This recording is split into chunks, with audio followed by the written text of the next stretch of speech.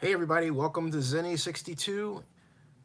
A bit later than usual because of some personal matters I had to attend to. That happens, and all regarding mom, and then also just being back here and being gone for a bit, and also, to be honest, enjoying some simple pleasures that I haven't been able to enjoy in a while.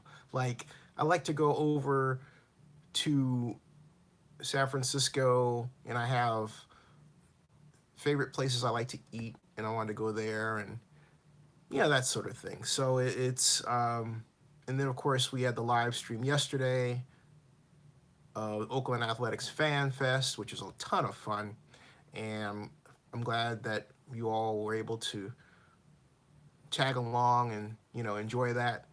Hey Donis, how are you? For those of you watching this, this is right now a live stream video. It will be a video on demand. And when I say, hey, Donis is one of my regular viewers. He types in his chat statement and I respond to it. And so that's what you'll hear. And you'll say, well, who's he talking to? And you can't see the chat afterward. If you tune in right now, you can see it. It's live. Um, Thank you, Donis, and everybody else. And I am asking me how I'm doing. I am quite well. Um, Nice to be in the Bay Area for a little bit, and uh, missing my mom and spending time with her, and she's my family, as you know. And but this is great. And had to check on the place here, among other things, right? And the streams, and for a change, the Steam stream, excuse me, uh, status is great. It's outstanding. Rick Gray says, thanks for the interview from A's Fan Fest yesterday. You're welcome. I couldn't go and like the interview with Billy Bean and Bob Melvin. Yeah, and I'm glad you mentioned that, Mr. Gray, because that is exemplary of the kind of coverage I want to bring to not just me, but others around the country who are able to produce live streams through the channel.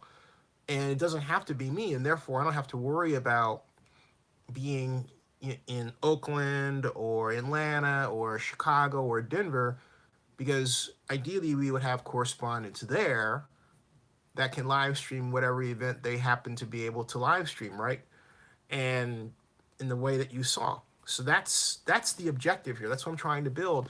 And what's so sweet about this platform and about the interconnected blog system and social media platforms is it can be done for extremely little cost, which means the you know potential for a nice profit and therefore higher value of the company is better, right?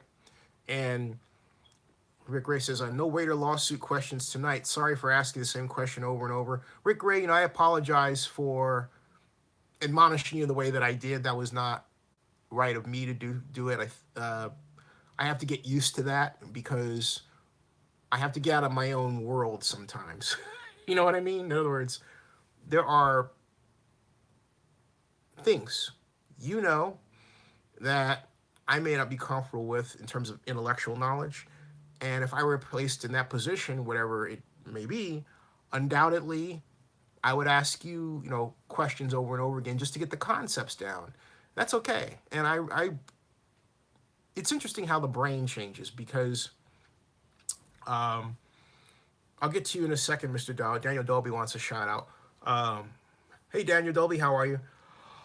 It's interesting how the brain changes as we age. In my specific case, what's happening is that concepts that I thought I wasn't grasping even 10 years ago, today, boom.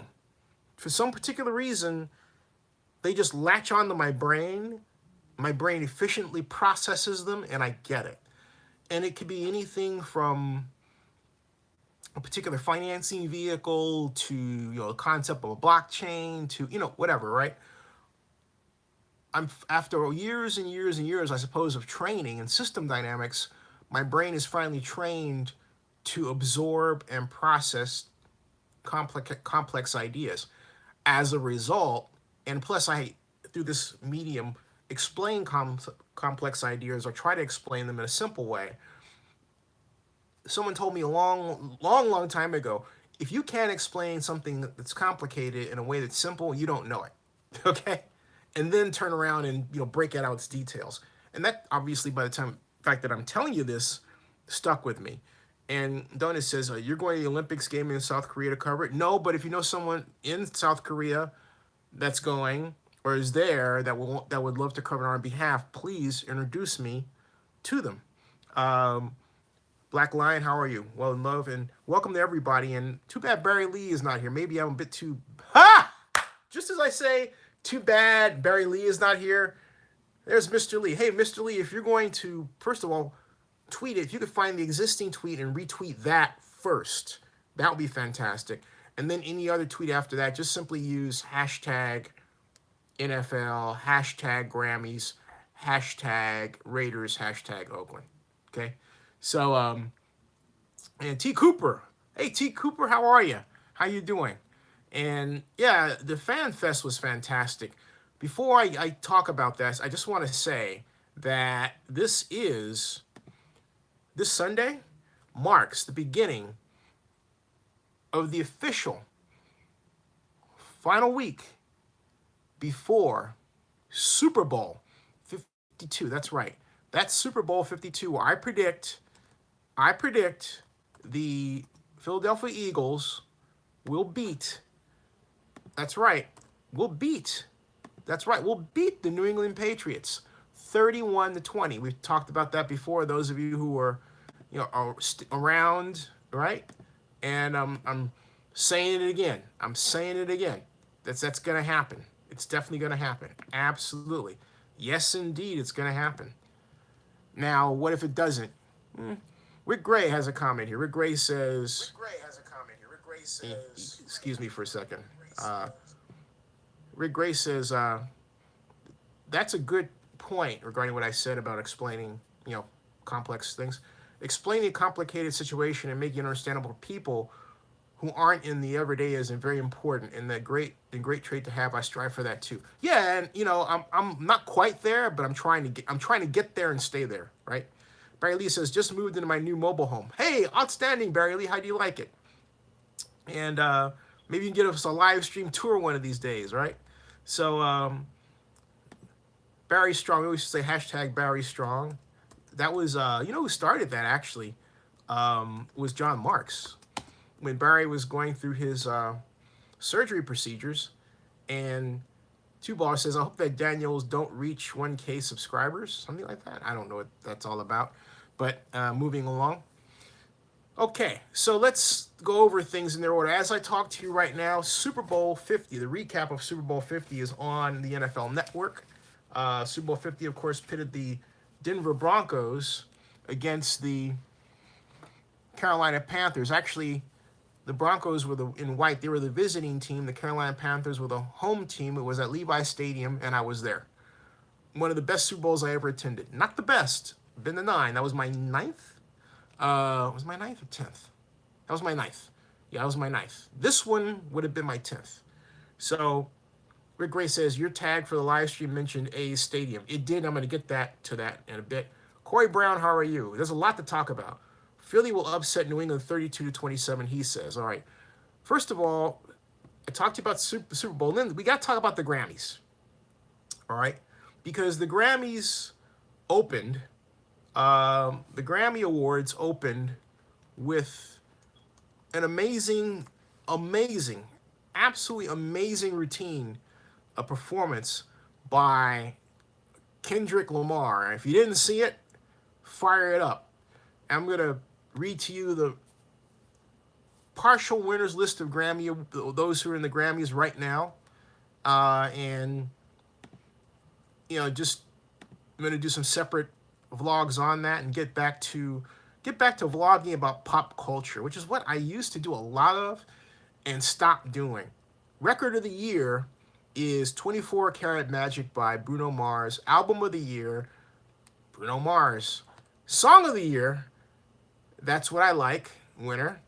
I can never, And then Best New Artist is Alessia Cara, who, Alyssa Cara, okay, fine. But every time I go to the local gyms, I hear her music and I'm just, it's driving me nuts. Anyway, best pop solo performance, Shape of You, Ed Sheeran. Congratulations. Best pop duo, group performance, Feel It Still, Portugal, The Man. And best rock performance, You Want It Darker, by Leonard Cohen.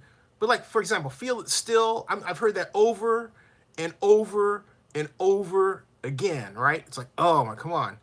Best rock album, A Deeper Understanding by The War on Drugs. Best rap performance, Humble by Kendrick Lamar. And so, let's see here. We've got, moreover, best rap album is Damn by Kendrick Lamar. Best country song, Broken Halos, winner. Best country album is From a Room Volume 1, Chris Stapleton. Best rap song performance on a night that really featured hip-hop, Loyalty by Kendrick Lamar featuring Rihanna. Best comedy album, The Age of Spin and Deep in the Heart of Texas, Dave Chappelle. And those are the primary winners for the Grammys, folks. And like I said, it was a rousing show. Now, moving over, talking about rousing shows and performances from the Grammys to discuss a scintillating Pro Bowl. The AFC won 24-23 over the NFC. That's right. And a game that was entertaining. We just have to say it was just plain entertaining, right? Passing, the leaders. Jared Goff, 10 of 18. 10 of 18, 86 yards, no touchdowns, no interceptions. Russell Wilson, 9 of 14, 69 yards, 1 interception. Drew Brees, 7 of 9, 66 yards. Rushing, Mike Ingram Jr. led all rushers, 21, 4.2 yard average. Then there was Alvin Kamara, Jal Kustik, Todd Gurley, Russell Wilson, and receiving, Kyle Rudolph, 7 catches for 70 yards, 10-yard average, led all receivers. And if you're wondering how the total list of quarterbacks, that was for the NFC. For the AFC, we've got Derek Carr. Derek Carr, the best. 11 of 15, 115 yards, 1 touchdown, 1 interception. Led all passers, even over Jared Goff. Ben Roethlisberger, 7 of 13 for 50 yards, 1 interception. Alex Smith, 7 of 10 for 131. He had more yards, but, better completion percentage was Derek Carr, 1 interception. Antonio Brown, 1 attempt, didn't miss. As Black Lives just observed on my chat stream, Derek Carr is the man. He was also the man leading in the passing efficiency contest, if you happen to see that. He was lights out in that too. So, hey, Derek Carr is bringing it. Rushing, the man who some say may join the Oakland Raiders, LaShawn McCoy, was 3 carries for 7 yards. Ooh, a lot of yards. Receiving, T.Y. Hilton, 4 for 98, longest was 24. Defense player, Terrell Suggs. T-Sizzle led all tacklers, 7 tackles, no sacks. We got Melvin Ingram with a sack, Cameron Haymore with a sack. The statistics here, to be frank with you, are kind of, they're kind of meaningful when you get to the quarterbacks, but because it's almost like an 11-on-11 drill. Because people are tackling each other, but not really tackling each other, right?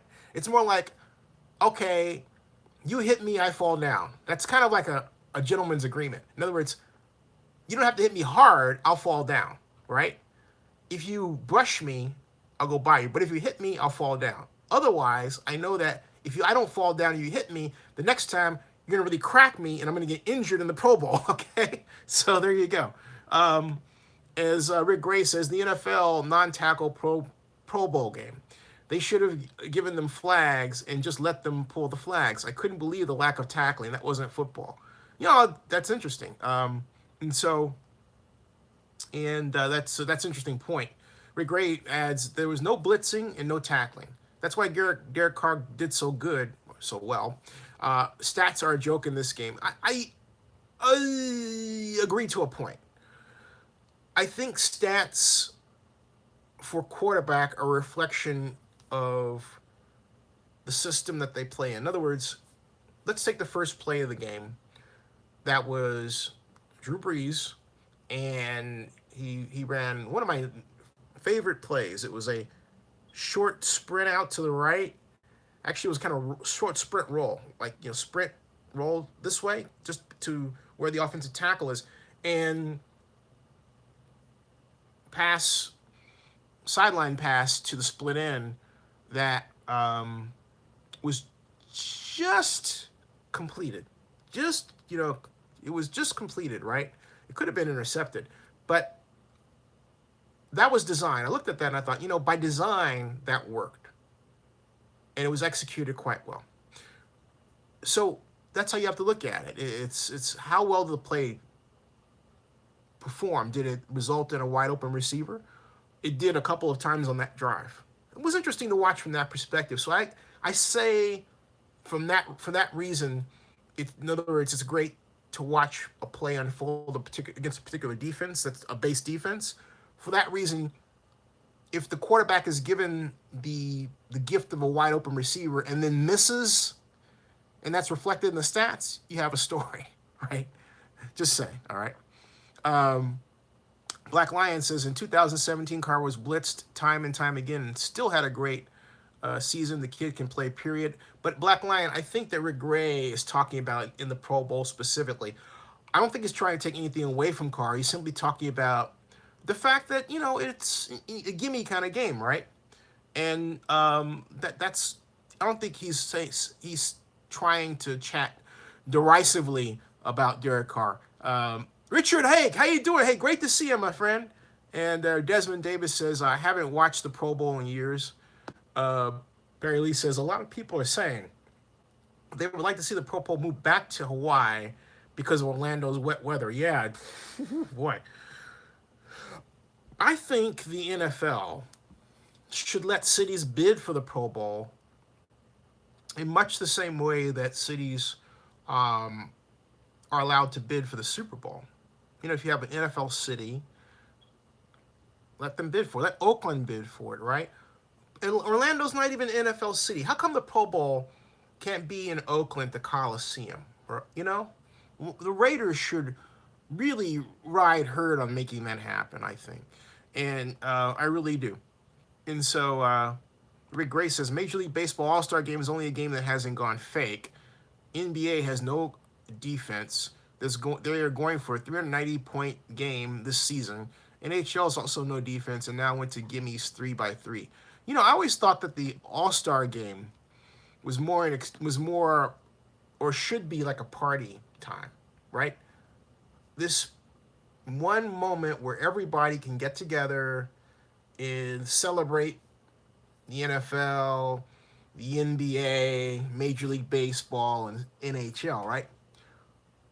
But in the NFL parlance, that time, that celebration that moment of celebrating has been borrowed or picked up by the Super Bowl and not the Pro Bowl. The NFL's never quite figured out what to do with the Pro Bowl. To me, the Pro Bowl should be that week with parties and everything else. And a city should be allowed to bid on it, and it should be a celebration of all that is right with the league. Instead, the league seems to treat it as an afterthought because they emphasize the game, and everyone knows the game doesn't mean anything. So it should be something. It should be about something more than just the game. And so Rick Gray says, I got Rick's. Pedro Gallardo, how are you? And Richard Hike says they should rotate the Pro Bowl like they do any other All-Star game. Yeah.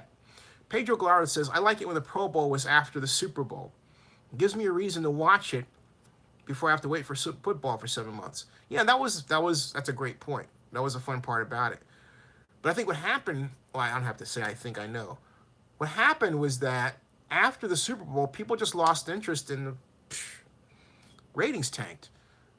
Richard says, Hank says, why not do Pro Bowl the Saturday before the Super Bowl at the same place as the Super Bowl? I think that was talked about once, Richard. And why is it that I think that actually that was done one year? I'm trying to remember which year. I believe that was done. It didn't quite turn out as well as the league wanted, but it was. I'm pretty certain that was done. I have to double check that. Rick Gray says, not knowing Derek Carr, he was not knocking Derek Carr. This was Rick Gray chatting text. He was hurt this season, had a lack of a left guard, should have drafted Cam Robinson, had a lack of a left guard. This is Rick Gray saying this, and needed a better coordinator, offensive coordinator. And now we find out Del Rio called him out after the Kansas City game. That's a joke. I like Carr. Yeah.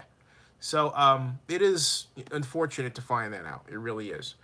And now the stadium issue. I skipped over the stadium issue. I skipped over Raiders Vegas. I skipped over Senior Bowl. I went to Pro Bowl. Now we come back to stadium. And I mentioned Oakland A's stadium because for those of you who saw yesterday's live stream, Oakland Athletics president and all-around great guy, Dave Cabo, reiterated. In fact, he said, I want to address in front of the throng of A's fans the elephant in the room. Get it? Elephant? A's? And he said, I want to make this clear, and I'm paraphrasing. We intend to build a privately financed new baseball stadium in Oakland at one of 3 sites: Peralta, Howard Terminal, Jack London Square, or the Coliseum. That's what he said. And so I don't know how many times he has to say it. And as a result, we have to observe that the city of Oakland is being set up to fail. Now, think about what I'm saying. Think about what I'm saying. I'm not saying the A's are doing anything to make them fail. I'm saying that the A's are betting all their chips on Oakland, which by that action means the city must get its collective act together, the city and the county, to deliver on their end. If they don't, no one can say anything about the A's not expressing or demonstrating a true commitment to Oakland. Now, Black Lion Supreme says, I too am defensive when it comes to Carr. My bad, Rick Gray, I'm working on it.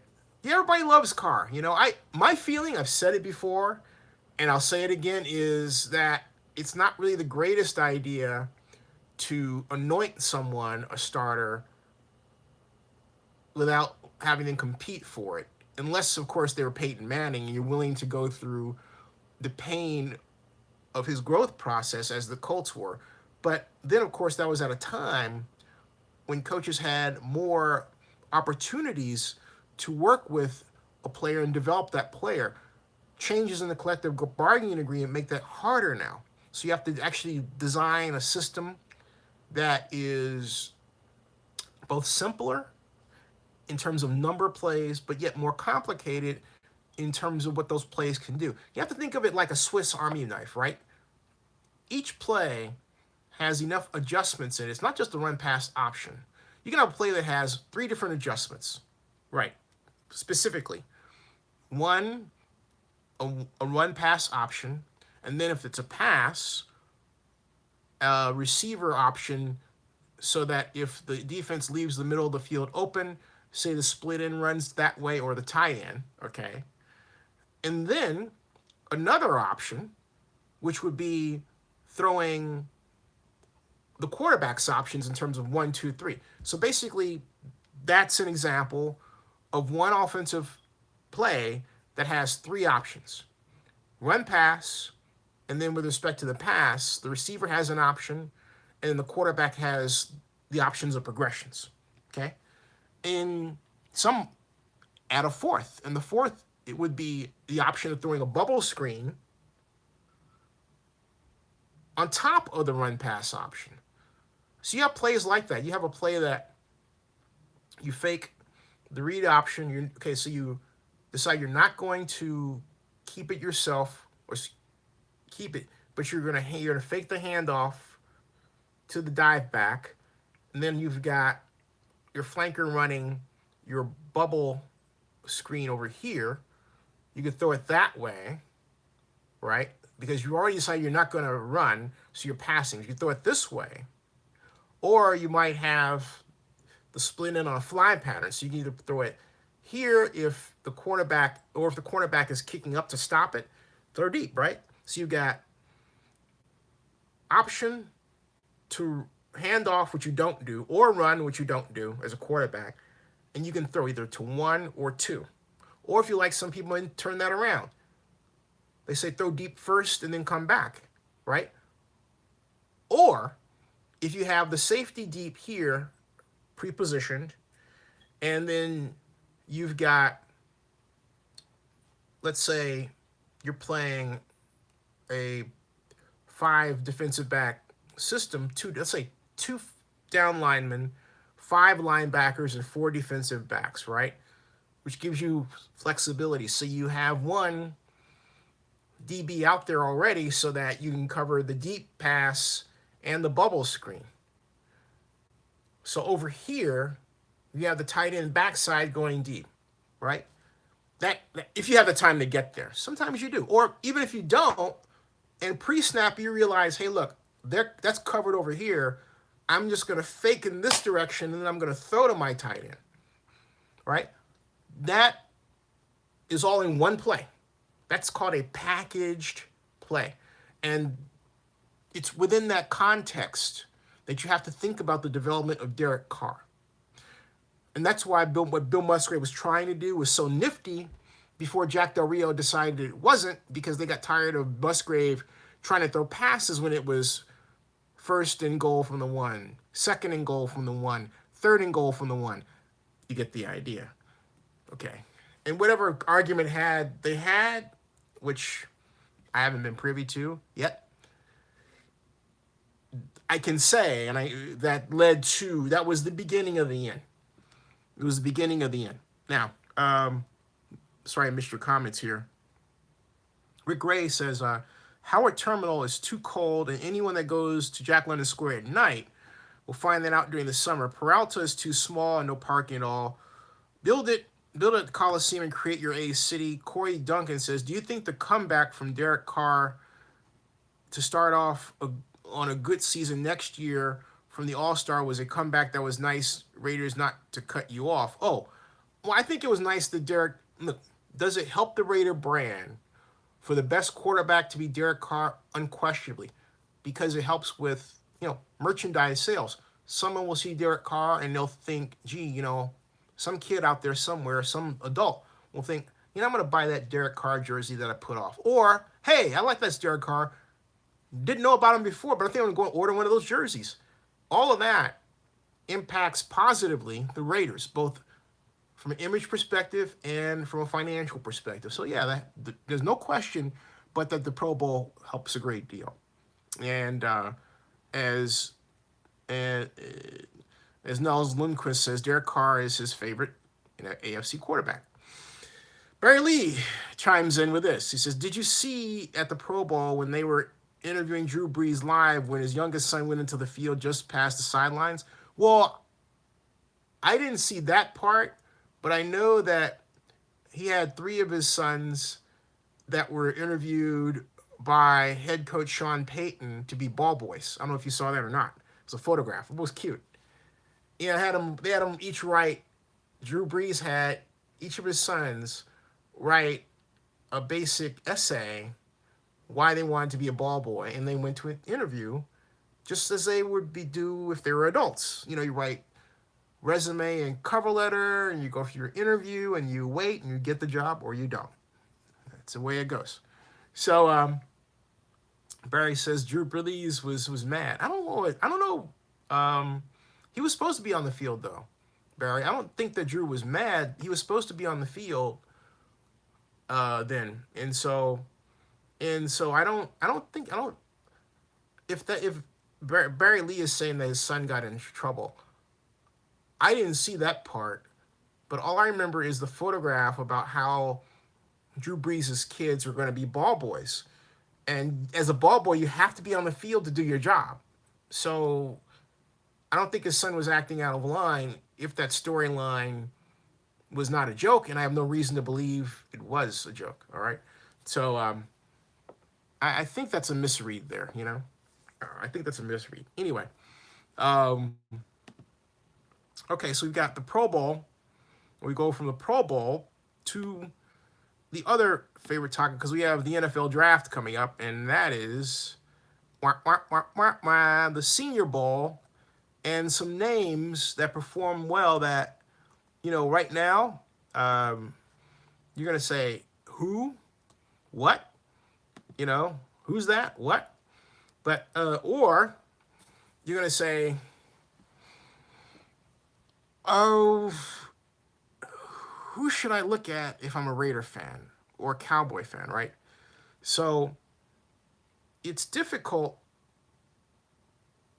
It's not difficult to really look at the Senior Bowl and say, all right, here's the quarterback that's really going to perform well and and um, um, and the person you should watch out for. Let me rephrase that. When Colin Kaepernick came out in 2011, he played in the Senior Bowl, and that's where he made his name. Colin Kaepernick was the best player and best quarterback in the 2011, excuse me, in the 2011 Senior Bowl. That's where he made his mark. So the Senior Bowl, in terms of acting as a predictor of future NFL talent, then go on, does a pretty good job. This time, we have a number of people pointing to Josh Allen as having to, you know, help himself, that's having helped himself, according to NFL Network. Then they point out, I've heard his name a lot, even over Josh Allen, that's Richmond quarterback Kyle Lauletta. You're like, who? From and Western Kentucky quarterback Mike White. And then we have a defensive end Marcus Davenport of University of UTSA. UTSA is, I thought it was University of Texas. No. San Antonio? There's no University of Texas, San Antonio. That's wrong. It's funny when they write these things, they don't spell out. Yeah, the University of Texas, San Antonio. I got it right. I had to do it myself. Because, hey, I went to school near there, right? And then DJ Clark, LSU wide receiver, Rashad Penny.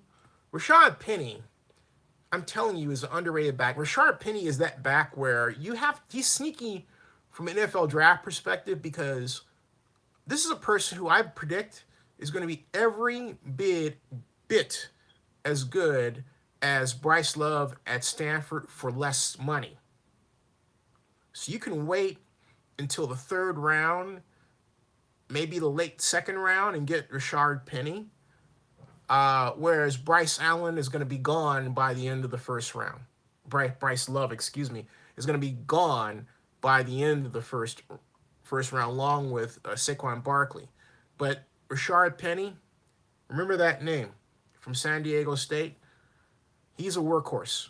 And he had 137 total yards in 54 rushing, 73 receiving, and he had a 73-yard catch and run. So he's the kind of guy that you can not only hand off and get great slashing run results, but you can throw to him out of the backfield or spread out wide as a receiver, and you wind up having a very dangerous offensive weapon. Rashad Penny, remember that name. Great Senior Bowl game. And then Larius Leonard, linebacker, South Carolina State. Now, I want to make an observation. I mentioned basically three quarterbacks, and the whole point is that that's dangerous because not one of them, unlike Colin Kaepernick in 2011, as an example, emerged as the guy, okay? As the guy. So, I mean, that's a concern. Something else, too. Lamar Jackson is not in this mix at all. And I want to see something else with respect to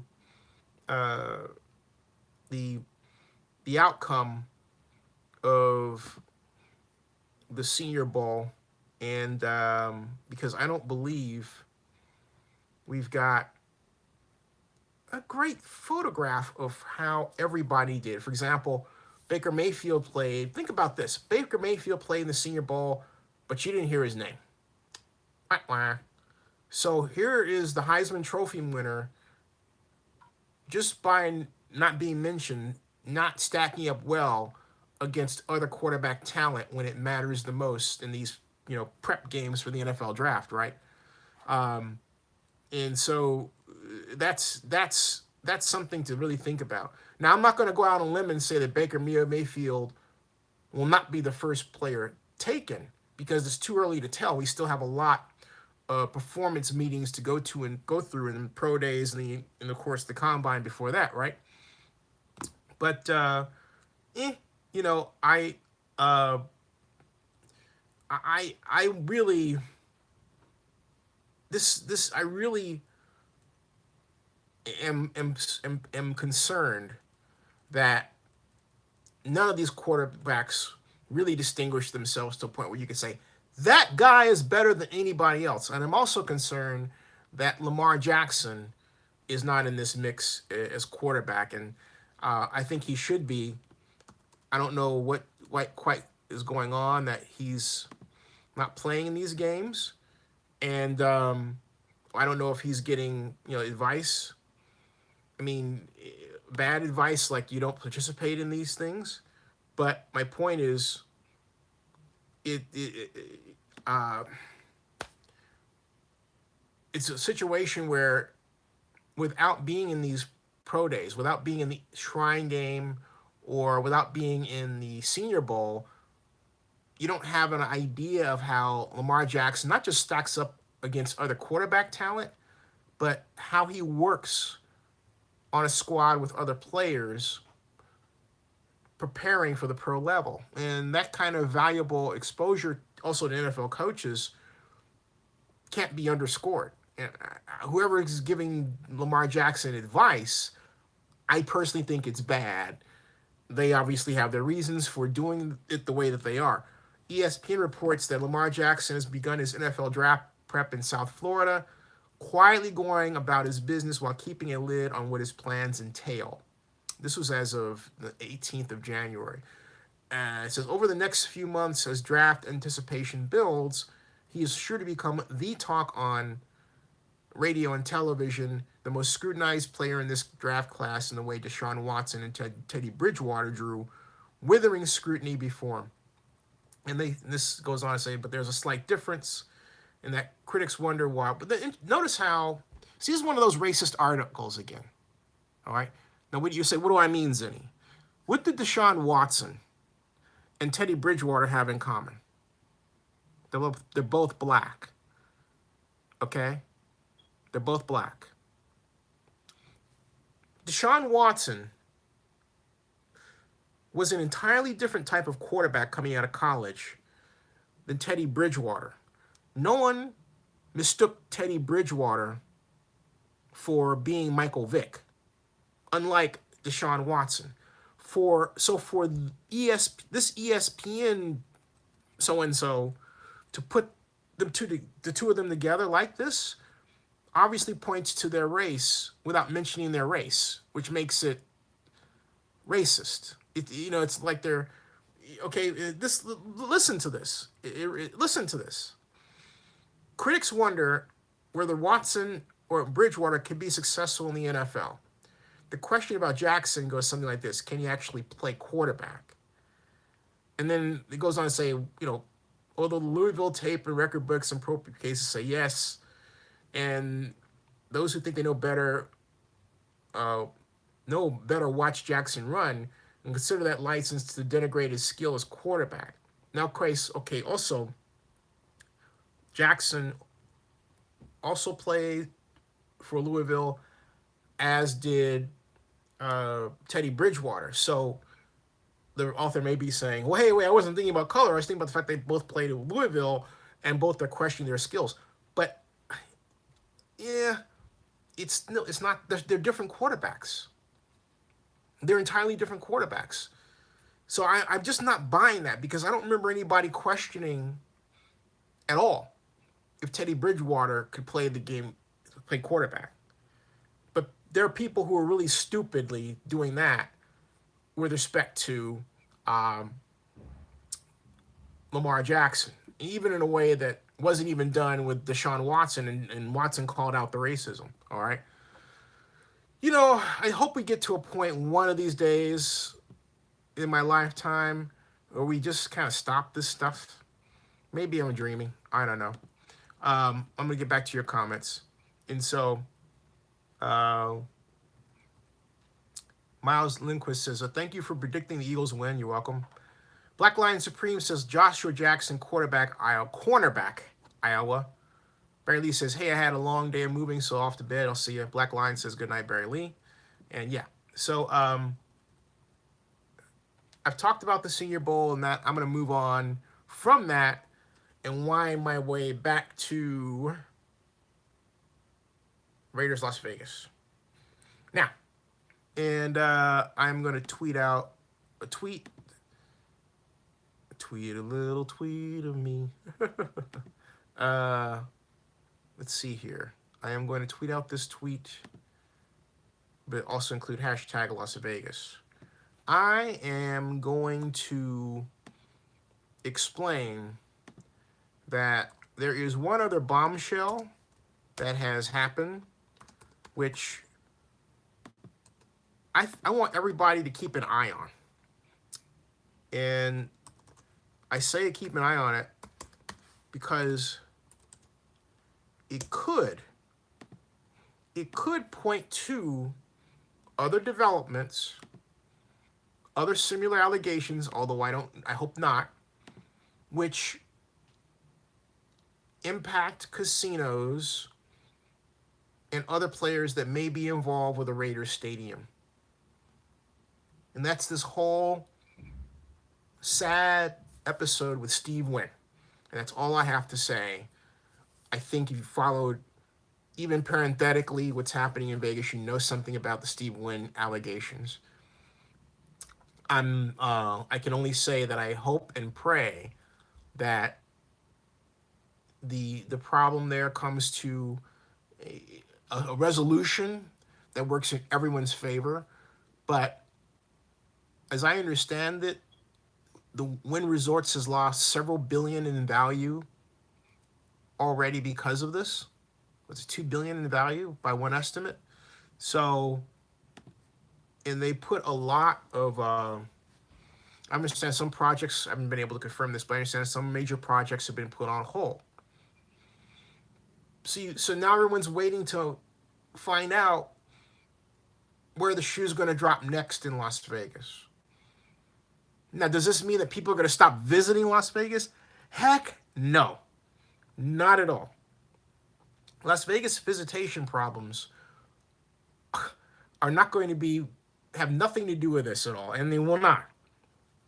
This is a matter of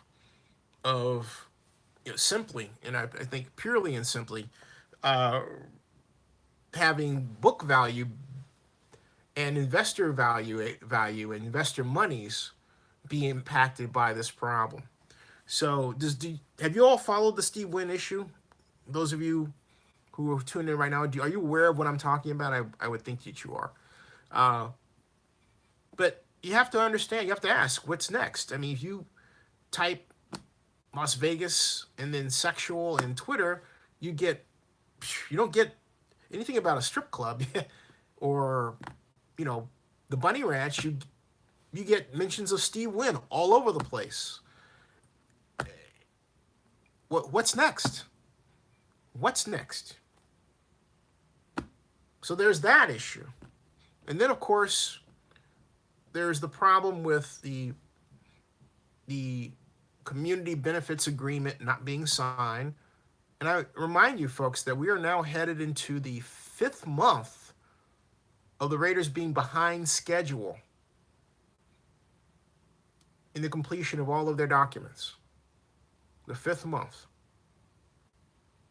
The next meeting is on the 25th of February. And then it is said that the March 1st will be the meeting special meeting where they will introduce, they hope, the first draft of the stadium development agreement. And then we have Steve Sisolak. We have Steve Sisolak, the great Clark County Commissioner, chair, and candidate for governor of Nevada, who puts out a tweet making us believe that, hey, there's construction going on. I really wish he wouldn't do that. Yeah, I love the man, but the whole point is, I know he wants to be governor really bad, but you don't have to fool people.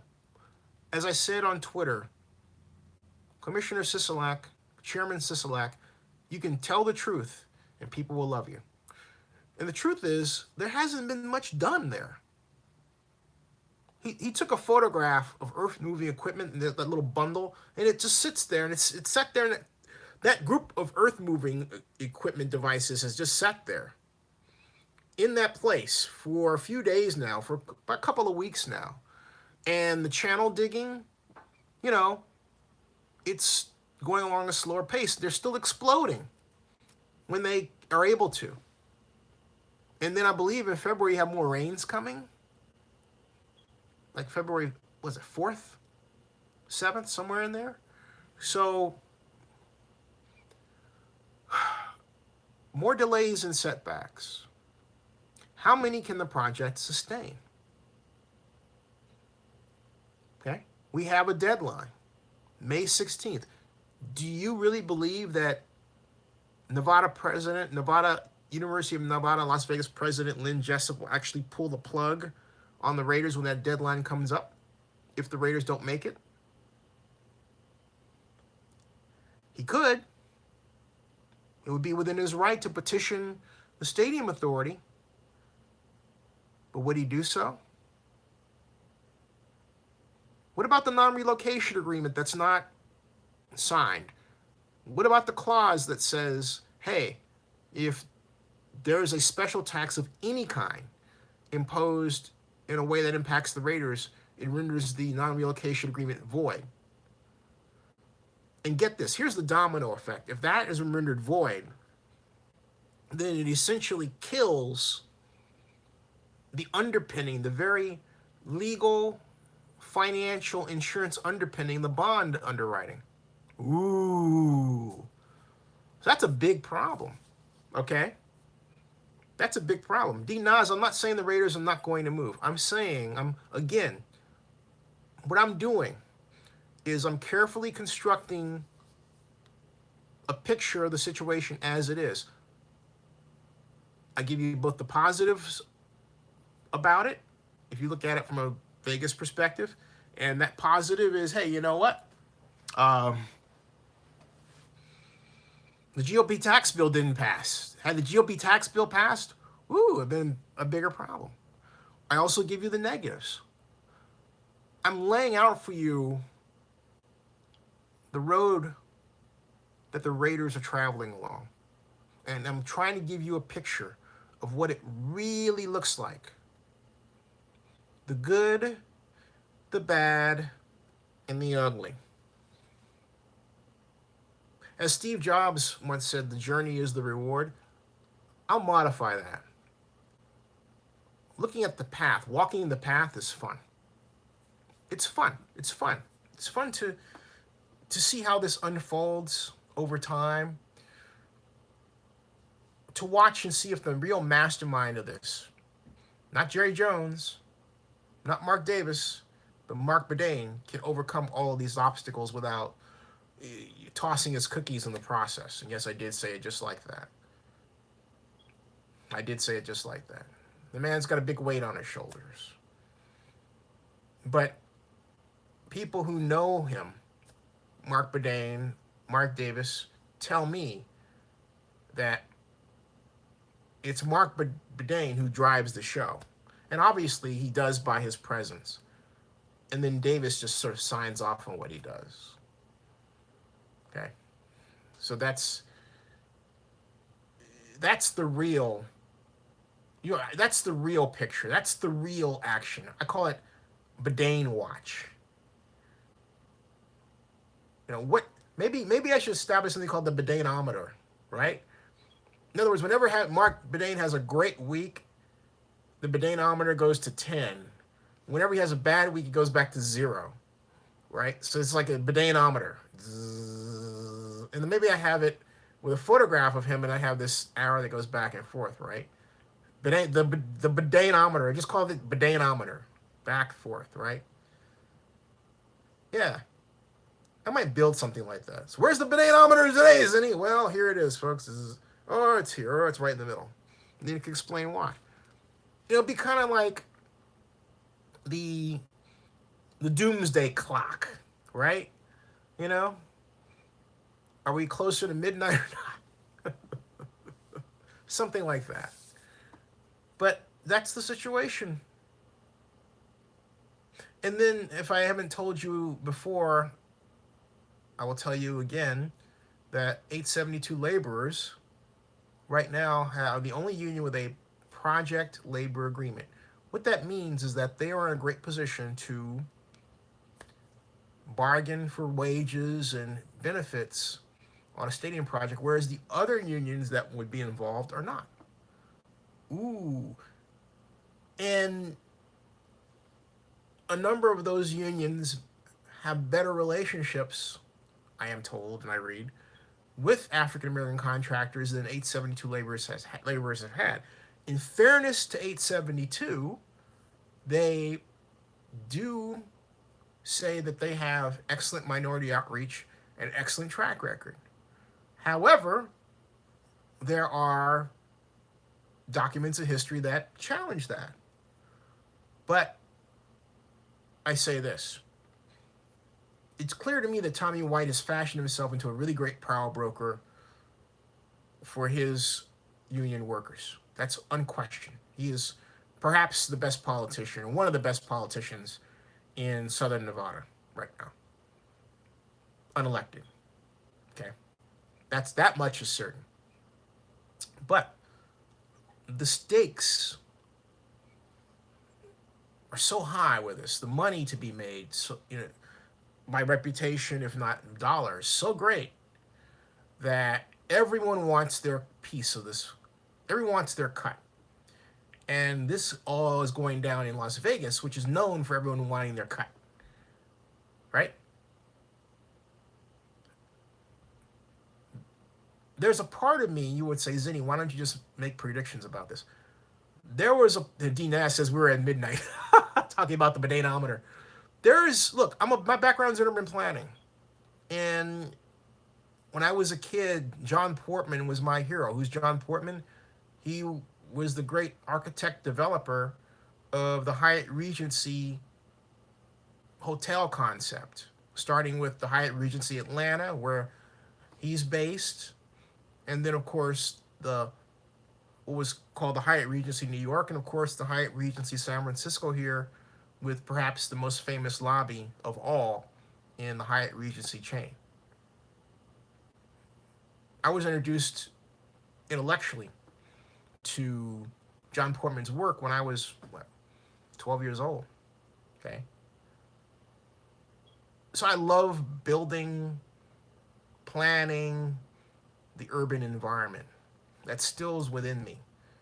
And so I feel, and then, of course, you mix that in with the stadium projects that I've been involved in, specifically for the Super Bowl, where I was single-handedly charged with this thing, working on the Coliseum, as you can see. Hired Anderson Consulting team to put together this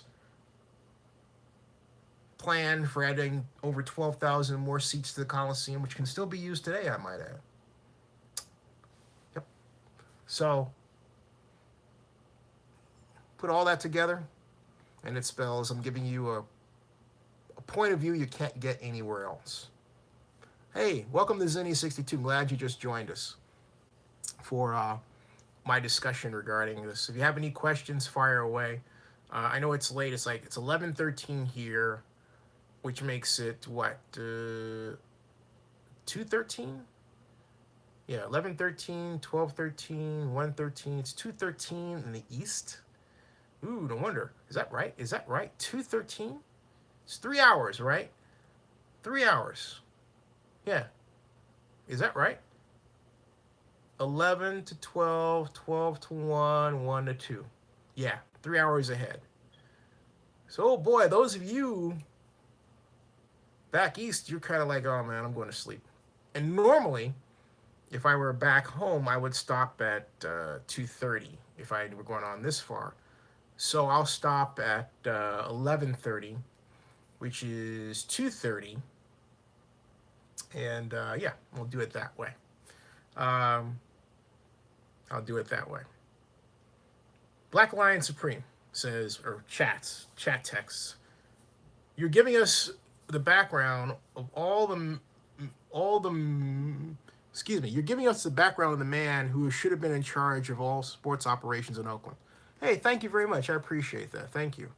And D says it's 12:13 here in Arizona. Yeah, a little bit ahead. You know, speaking of which, you're talking about that night. That's a very kind chat, Black Lion. Much appreciated. I want to see what the latest information is from the Las Vegas Review Journal. And, you know, I also want to turn you on to a blog called Vital Vegas, which normally covers interesting tidbit blog news about new restaurant openings, restaurant refurbishments, restaurant sales, hotel sales, arena projects, although the guy isn't into sports by his own admission, which to me, you should never admit to. If it's an opening, who cares if it's sports or concerts or whatever? Just talk about it. I'm tired of people telling me that they are either into or not into sports.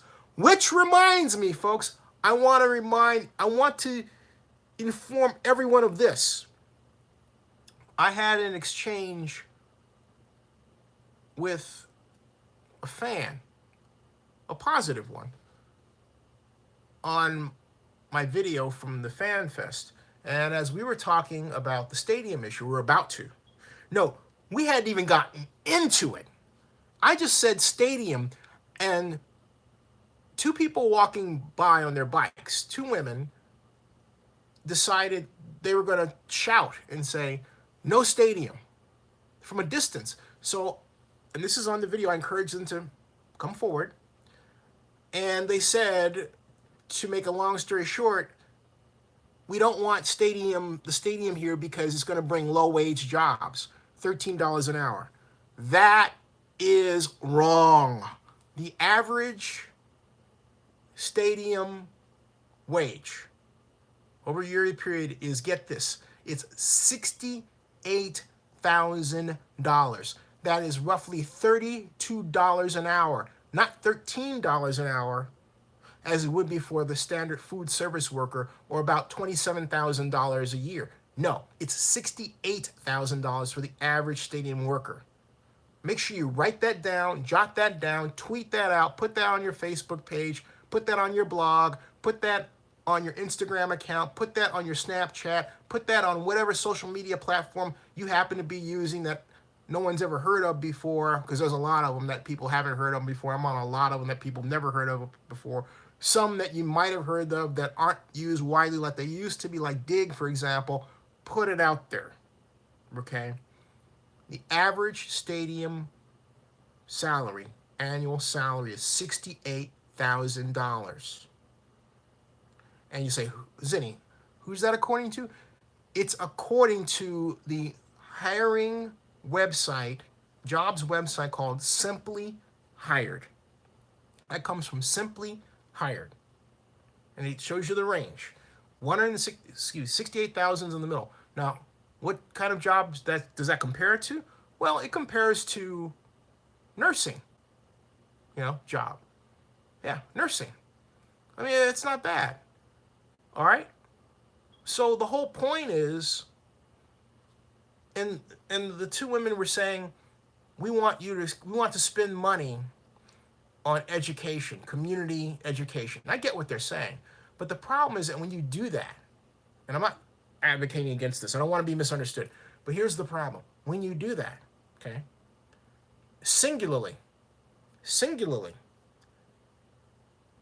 what you're saying is, yeah, get the education, but then wait later some years later for the possibility that maybe you'll get a better job. It doesn't work like that, folks.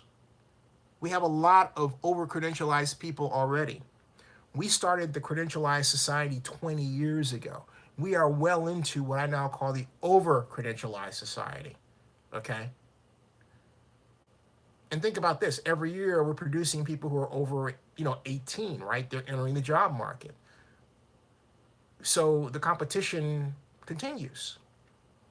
Unless we change the system in a way that's so fundamental that people coming into the job market and those who are in it feel that they have better prospects for maintaining their standard of living, if not improving it, right? But the point is, stadiums have jobs that pay far more than people realize. Far. But anyway, what I said to them, hey, I said, if you don't want a stadium and you want better wages, tell me how to get there. Do you know what they said? One of them said, well, you just want this instant gratification. What a mind-blowing thing to say. So in other words, when I give them the opportunity, rather than saying, rather than shutting them down, I wanted their view, when I say, hey, look, tell us what to do. What kind of jobs should we bring? They don't want to answer. When they say, everyone wants instant gratification. In other words, in the context of the conversation, having a job that does meet, having an economic development project like a plant in Mobile, Alabama that, produces planes or something that does meet their job requirements in terms of wages. If that's met, if we can bring that company in, all of a sudden we're being accused of instantly gratifying her, instantly meeting her goals and objectives. She set the goal, right? She wanted a living wage. Okay, we can bring it. Oh, but you've satisfied my needs too quickly, and therefore you're bad. This is all on video, folks. This is all on video. It just shows you how crazy the whole NIMBY discussion, not in my backyard is what NIMBY means, is. Are you kidding me? I mean, my head is still spinning from that, okay? My head is just still completely spinning from that. Absolutely, all right? Just completely spinning. And it's unbelievable, okay? Unbelievable. So,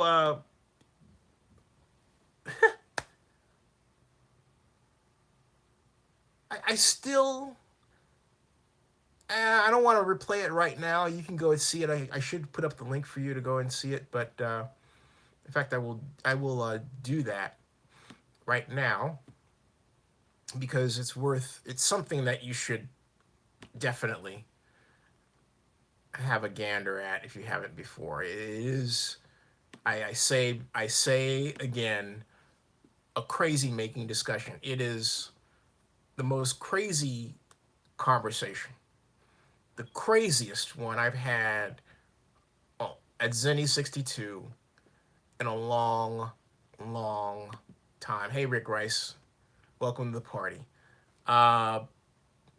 And it reminds me of a conversation I had on the plaza in downtown Denver, video conversation, me and my friend Mitch Mallett, with two women who were Hillary Clinton supporters during the 2008 Democratic National Convention.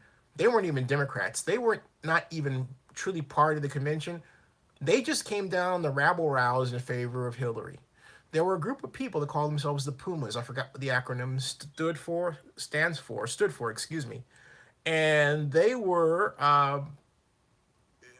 very much interested in arguing with anyone who was an Obama supporter. And I was itching to get them on video, and I did.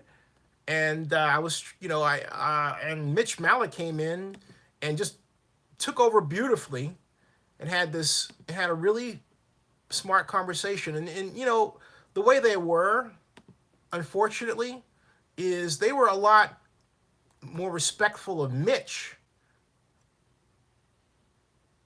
like that. And I thought, okay, you could see the racial overtone. It's like, oh, this white guy's talking, so it's okay for me to talk to him and argue with him. But with me, they were just scowling, and they were saying a lot of nonsensical things, right? So it was crazy. But Mitch Mallett came in, and that exchange that I'm talking to you about was picked up by CNN and viewed 200, 300,000 times, something like that. That was cool in those days, the way media was done. Now you CNN is ran scared, um, as have others, and it's you don't get that kind of exchange of use of material between vloggers and mainstream media as you did in the past. I'm not kidding you. It's not like it used to be. You used to be, okay? So anyway, I'm typing A's Fan Fest argument, and that's the video. It's now hot. It's a hot link that you can click on to get to, okay? So you can click on it. Now, the discussion is that, let's see here. Oh, Rick, you missed the alert, Rick? I keep telling them, hey, Rick, have you clicked on the subscriber bell? You have to make sure you click on it. It's a bell up at top. You have to make sure you click on it. YouTube has, I contend, made it deliberately difficult for people to properly sign up to get their notifications. All right? So maybe you have. Now, I mean, let me know. All right? Let me know. So you guys are talking about Le'Veon Bell. Are you saying that you don't want Marshawn Lynch? Rick Rice says, yeah, I clicked on it. I was asleep. Oh, okay. So you just clicked on it now? All right. So in the future, you should be getting, and others, please note, to make sure that you clearly click on the bell. You have to click on it. Ding. All right. And so you can get your notifications. It's a weird system. I don't like that they've done it, but they've done it. And you have to make sure that you click on it. All right. So you can get all of your notifications, and then go in your settings and adjust those, and make sure your notifications are designed so that you click the radio button that reads send me emails about my YouTube activity. And then also you can say I like to receive general updates, my YouTube channel updates, desktop notifications, all right? And then your channel subscriptions, and it could say you always get notifications you've turned on for individual channels. And you can say notify me by, you should click on push and email. Okay, so you make sure you do that. They've, like I said, they made it, I contend, deliberately hard today to find out what's going on. All right, and unfortunately, so but that's what you've got to do to make sure that you're properly informed and you get all your updates and everything else. All right, that's what you got to do. Oh, Greg Rice says, I always clicked it. I never missed an episode of Zenny 62. Thank you. Joseph Bensman is in the house. Writes this, Grammys were pretty good tonight. Love the Fire and Fury bit. I'm reading the book currently. I still got to buy the book. Fun. Jay-Z was nominated for 8 Grammys and didn't win any. That was a bit of a surprise. Why do you think that might be, Joseph? You think there was some Jay-Z fatigue, in the building or something like that? Maybe time to give it to somebody else? Or maybe that he didn't produce that one booming song that grabs you. Because I haven't heard anything lately that I, by him, that I say, I gotta get it. Talking about Le'Veon Bell, Rick Rice says, Rick Bell is way too much of an injury risk, he contends, for running back at that price. We can draft a running back and save $10 million. Hey, like Rashard Perry, right? Like Rashard Perry. Joseph Binsman says, yeah, laugh out loud, thinking that they are trying to get the younger generation going. Keisha's performance was powerful. Keisha, Kendrick Lamar, woo, have some performers. It's just that this Alicia Cara thing, it's like, oh man, I'm just not. Maybe there's something wrong with me. I just can't get into her singing. This is not. Where did she come from? And then Sia, with the Bollywood thing, and it's like, why?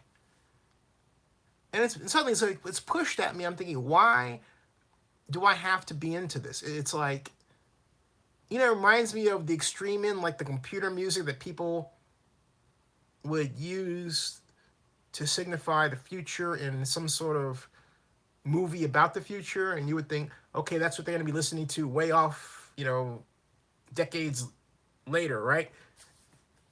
And I feel like we're at that time where they're pushing you these songs that you're thinking, how do you dance to that? As Rick Rice says, he didn't know Jay-Z had an album out. Yeah. So, yeah, I'm just not feeling the whole Kara thing. I'm not. Oh, by the way, I was going to go to the Review Journal and, okay, front headline. Now, you have to keep in mind something with respect to what I'm about to tell you, is the Las Vegas Review Journal is owned by the family of Sheldon Adelson, who is the founder of Las Vegas Sands, which is a competitor with Wynn Resorts. I say that because they operate more like a cartel, and of course Steve Wynn came to the Nevada legislature to speak in favor of the Southern Nevada Tourism and Infrastructure Act, or Investment Act, excuse me, that created this process that the Raiders have embarked on to, it would seem, get a stadium built in Southern Nevada at the location that they're trying to build it at, but also catalyze the new Las Vegas, and I think exciting new, and I'm really excited about, Las Vegas Convention Center District. That is going to put Las Vegas, which is already world class, on an even higher world class plane in terms of its ability to host events. Exciting, much needed addition. But keep all that in mind if I'm about to read to you. Right in my face, Steve Wynn, gesture like this. Fallout continues over Wynn sexual misconduct allegations. All right? And that's the headline. And they've got, and then next to these other appealing, headlines like homicides, Las Vegas police officers involved in deadly shooting, Bundy BLM is Bureau of Land Management, recently freed rancher Cleveland Bundy sues Nevada, Clark County, ooh, and then music, country stars honor of Las Vegas shooting victims at GRAMMYs, good thing. And so, but look, everyone's paying attention to Steve Wynn. Everyone. So that's front and center. Nothing about the Raiders here yet.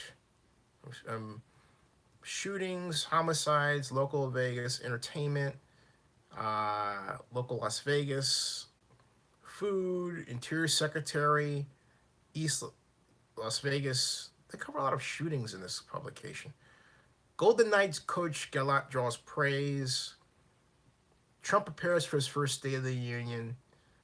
And, UNLV basketball, nation and world, weather, military, sports, Roger Federer breaks record by winning 20th Grand Slam title. Woohoo! Okay.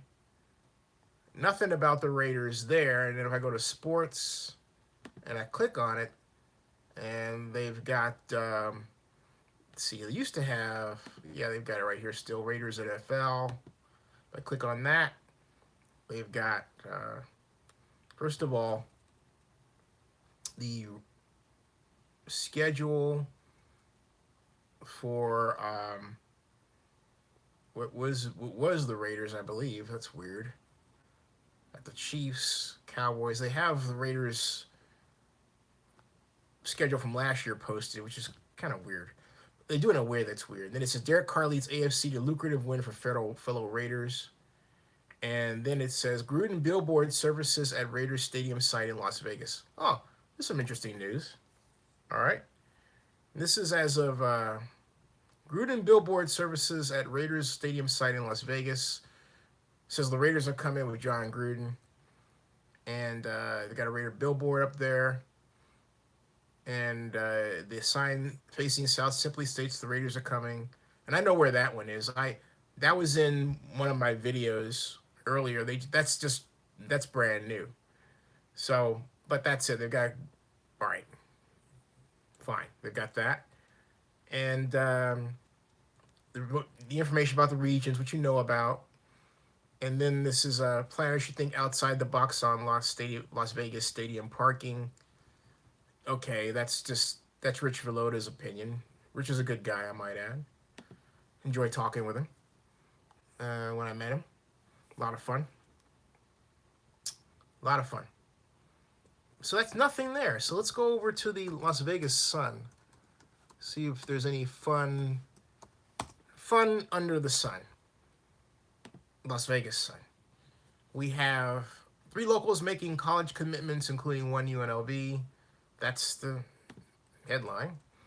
Police 40 people flee cockfighting scene at Northeast Las Vegas home. That's the headline. Country artists deliver tribute to concert attack victims. That's another in-your-face headline. And that's pretty much about it. Bruno Mars wins Grammys. Patriots hosting send-off rally before heading to Super Bowl. Ingvar Kamprad, who founded furniture giant IKEA, passes away at 91. Sad news. Very sad news. And there's other little information, AP headlines featuring Lindsey Vonn. Boston Homecoming shows White's rapid rise as head of UFC. Broken bones, torn ligaments, and more. Lindsey Vonn's injuries.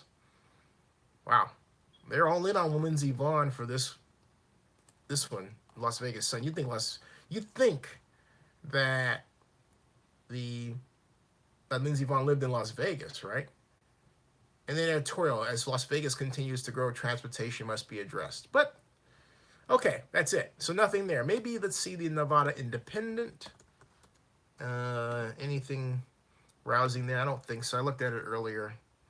There was nothing. And there's still top story. Amid rising fees, looming deadlines, and uncertainty, Salvadorians renew their TPS permits for the last time. Okay. Nothing about the Raiders in any of this. If I go to do a search, let's see, the last time that they wrote about the Raiders was, let me just type Raiders. Search query, Raiders. Talking about the Nevada Independent. Henderson approves first steps toward discounted land sale to Raiders. And that was on the 3rd of January. So, look. January 3rd was the last time the Independent wrote anything about the Raiders. At one point, they paid attention to the community benefits issue. That was way back. Get this, folks. Hold on to your horses. August 19th. I'm not kidding you. Look at this. Look at this, okay? Look at this. Look at this.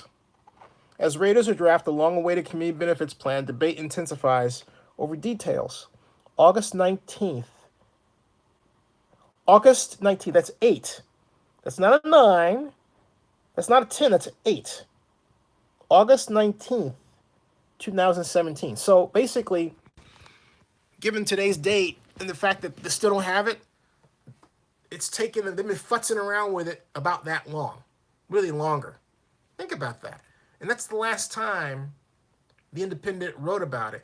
And as you know, thanks to Zenny 62, there's a lot of water under the bridge regarding the community benefits plan. I think I need to write a blog post that lays out how this thing has progressed. Whew. Nobody's getting no good information around here. Except you watching me. About Las Vegas. Wow. Wow. And somebody says, notice how quiet those Vegas fans have been. I do too. Rick Rice says, you probably talked about that already, though. I did, but I didn't write about, and that's a great point, Rick, but I didn't write about it in a full blog post like, we were there and then we got to hear and here's what's happened, right? And I think it's time for that. I really do. So, hey, Mr. Martin. And then Joseph Bensman asked, did you catch Van Jones' new show, Zenny? I thought it was all right. My mom did. I was, hey, I've known Van personally. In fact, I interviewed Van Jones way back in, let's see here. Let me type. Van Jones, Zenny 62. Let's see here. Van Jones interview on the green collar economy. Take a look at this, folks. This was my first Van Jones interview right here. This was way back right here. Okay. See that? Let me get rid of the ad there. And maybe you can hear that. Van Jones is an Oakland author, activist, and spokesperson, primarily known for his activities in the areas of civil rights and ending violence, particularly in Oakland. I don't know why that's repeating itself. But Jones has taken on a new venture. He has a book called... That's interesting. Anyway. Oh, there it is. That's why. Oh, because I had it on mute. Okay, I get. That's why. All right. Anyway, my point is that let me turn that back to me. My point is, I interviewed him way back in 2008 because I had that echo. All right, and he used to live in the neighborhood. We worked out at the same fitness place. We run into him time and time again. He was working with the color of change. And then he went from there to work for President Obama as his green job czar.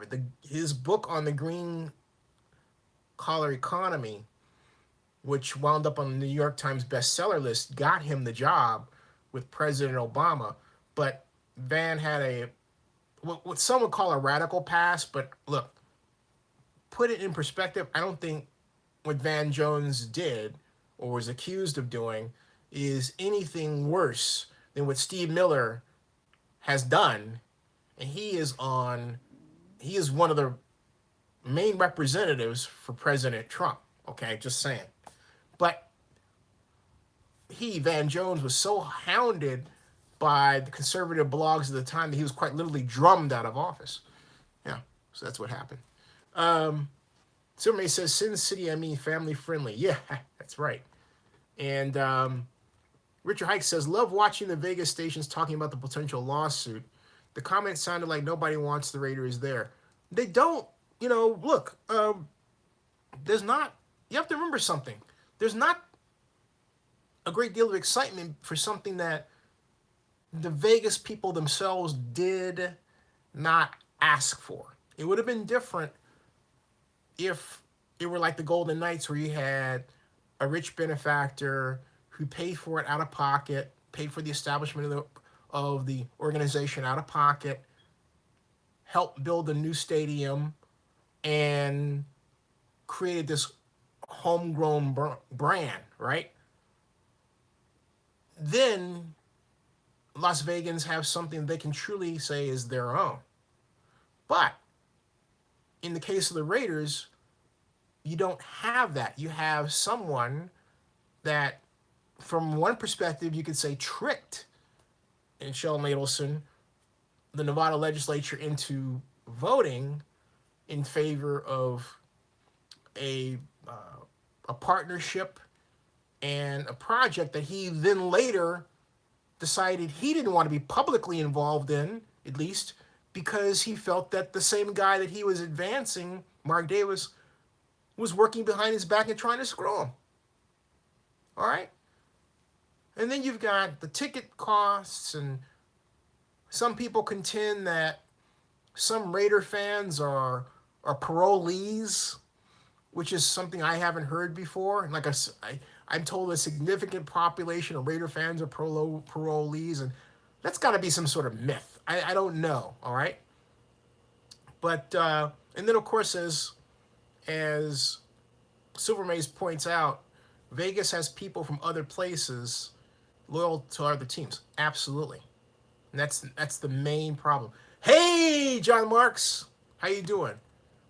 How you doing, John Marks? Welcome. And so, oh, Joseph Binsman also says the move by Trump to put a ridiculous tariff on solar energy must make Van Jones sick. It's one thing for Trump not to believe in solar energy; it's another for him to sabotage the industry. But I thought the tariff was applied to foreign producers of solar energy equipment, not American. I mean, you can't slap a tariff, right? I have to look that up. That doesn't make any sense that he would do that. That he would actually harm American industry in that way. All right. So Richard Hike says they sound more interested in the jobs. Scott Martin says he has to take care of his kids. Hey Scott, thank you for stopping by. Much appreciated. John Marks, how you doing? How you doing, man? We were just talking about you earlier. I was crediting you for the hashtag Barry Strong effort that we embarked on. And as Rick Rice appropriately says, John Marks, you're the man. You are the man. Definitely the man. And just when I got back out, they're pulling me back in. Great to have you all here. And Black Lion Supreme says, I believe the people of Vegas are afraid of Raider Nation like some people in the South were afraid of Obama and his Nubian army. That's hilarious. Silver Maze says, off subject, but cool that Logan got nominated for an Oscar. I agree. I doubt another comic book movie will ever do that again. You know, actually, I disagree, and I say that because we've had such a great deal of money spent on comic books, not just the ones you know about, but then do you realize that Comic-Con San Diego specifically, not any other Comic-Con, but most specifically San Diego, has become the place for small comic book writers, animators, producers to get discovered, have their work get discovered by producers. I have interviewed a number of people at Comic-Con over the years, and I've covered Comic-Con now. This is going on my 9th year. I've already been approved for San Diego Comic-Con, whose work were optioned for movies, you know, and so many that you say mention one. Well, there's Scott Pilgrim happened a long time ago, and then there were a couple whose names there's so many that it's hard for me to put the names in, and I could find them if I sat down and to do so, right, you know, and pluck them up, because I have an interview from 2013 for which that applied, where this gentleman had just gotten his work optioned, and I have an interview with him. My point is, I don't want to get too far off the track, my point is that with all of this material being produced, original screenplays, adapted screenplays, someone will pick up the nomination and, if not win the award again in the future, perhaps sooner rather than later. Okay? Really believe that. Wonder Woman was elite. I completely agree with you. Would have it snubbed like that, huh? John Marks asks, why didn't Wonder Woman get nominated for an Oscars any? You know what?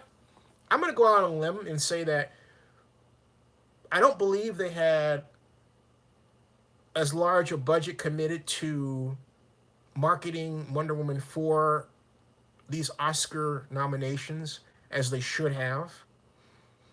I mean, when you start looking at Hollywood politics and what is needed to be done to get the nomination, that action or series of actions is a job unto itself. There are some there's some organizations that spend what, 10, 20 million dollars on marketing. On marketing in part for the Oscars and for the awards alone. That's not just ad placement, okay? Or special reels, but it's also special events, screenings, parties around the country. And you got to pay the PR company to do that. And you have to have a special staff of people that are contacting certain people to make sure that the film is being talked about. That's a process unto itself. And my hypothesis, my educated guess based on study, is that Wonder Woman's budget didn't include enough marketing to make sure it was slotted into those categories, as opposed to the budgets for other movies. And the field was competitive. I mean, look at The Shape of Water.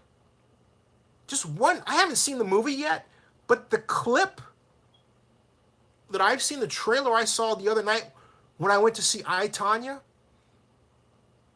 showed me an incredibly produced film from perspective of cinematography and special effects. Okay. So, there was a lot there. Wonder Woman got also, I'm going to take another perspective. Wonder Woman did a lot of things well, but in total, not better than, say, Shape of Water in cinematography, or Dunkirk, or for acting, you want to say, best actor. There were a lot of people that have been better, that were better than Chris Pine. The dialogue he had to work with was kind of eh. Gal Gadot was outstanding and amazing. She was Wonder Woman. She should be in that Best Actress category. But then, okay, and I think about her role and I almost want to cry. But that's me as a fan. All right? So, if there was any place where I could say that Wonder Woman was robbed, it's right there. She should have gotten a nomination. And I can't explain that away by saying, well, there was, Jessica Chastain, or well, there was, right? I thought her performance was outstanding. Now, there's some who would come away and say, well, some of it was special effects laden, but no, it was just the way, it was the nuance. The nuance, the way she captured being Diana Prince, like no one, it was a first. There's no book on that.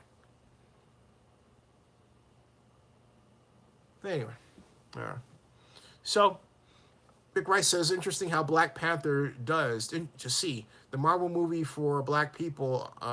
Rick, I thought you were black. It'll be really good, and nobody will see it, or we right. I'm going to see it. No, Rick, no. Black Panther's going to kick butt.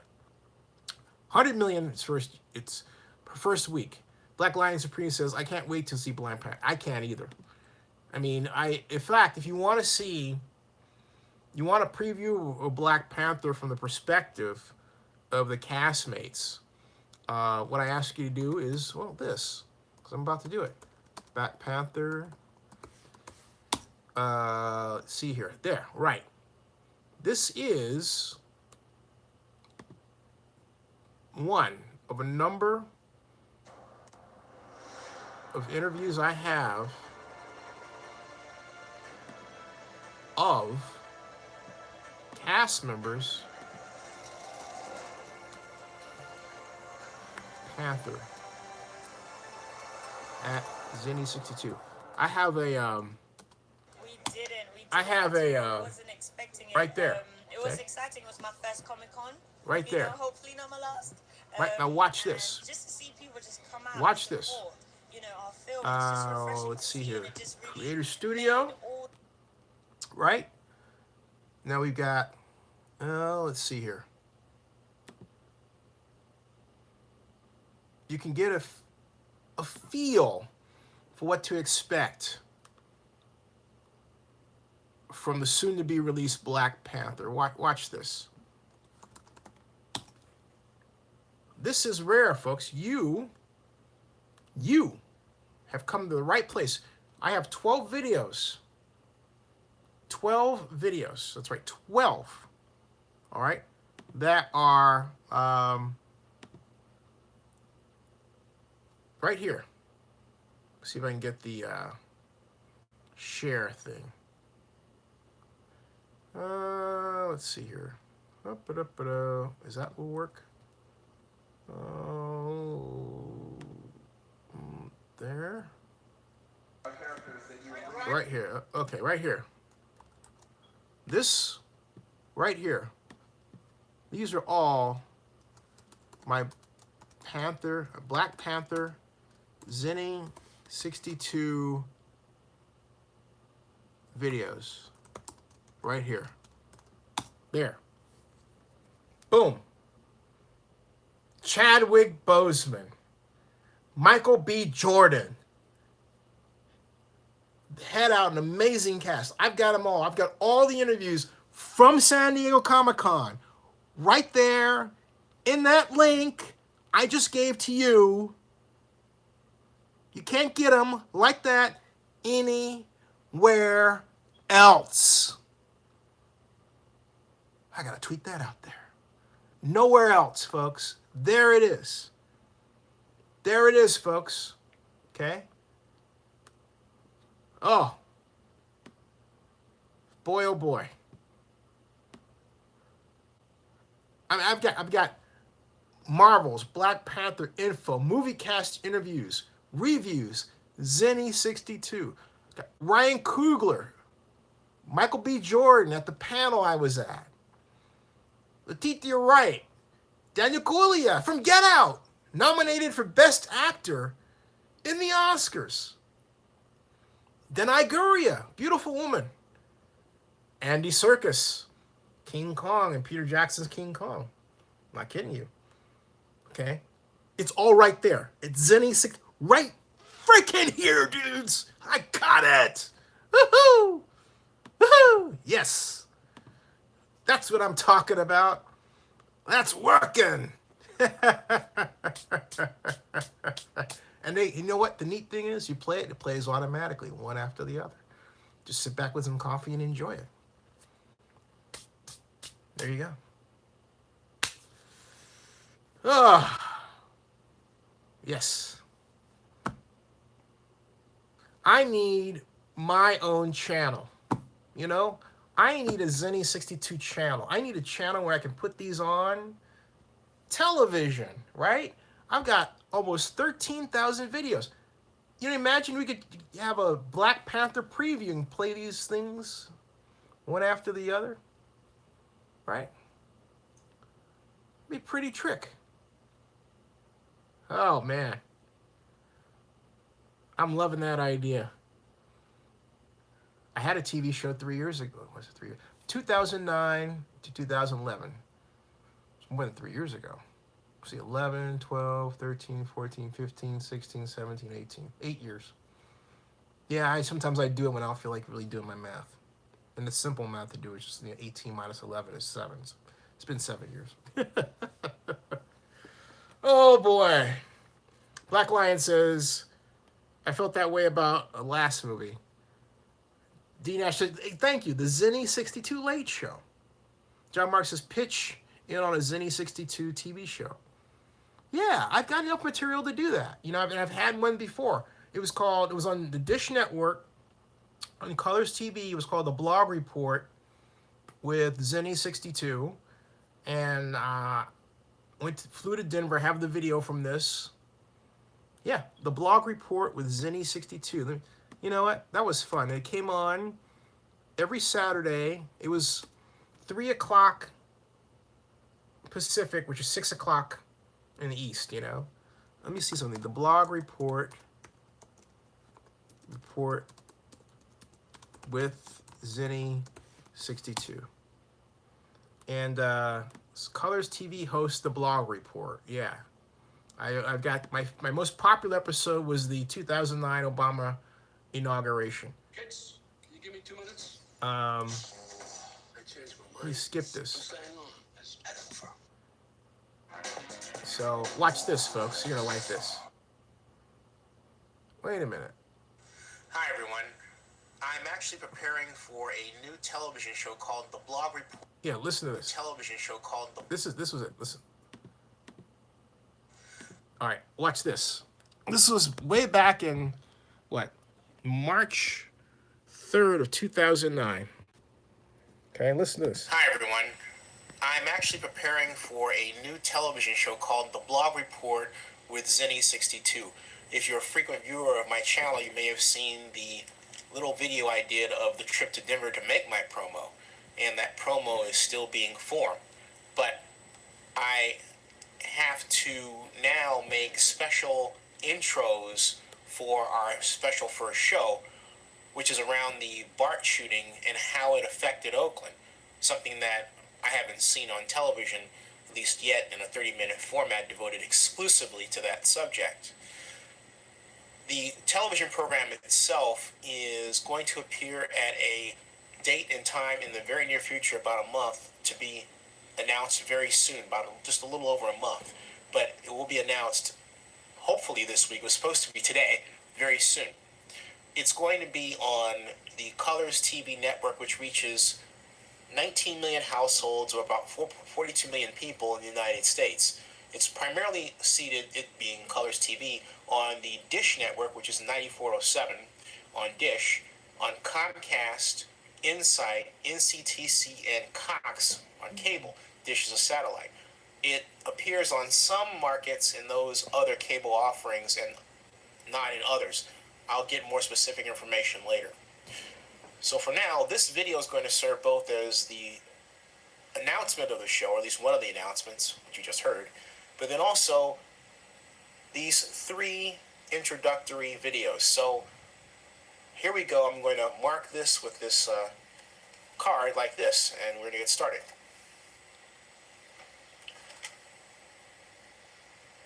This first video is my trip through downtown Oakland as the riots were occurring, so you'll see mostly the aftermath of the riots.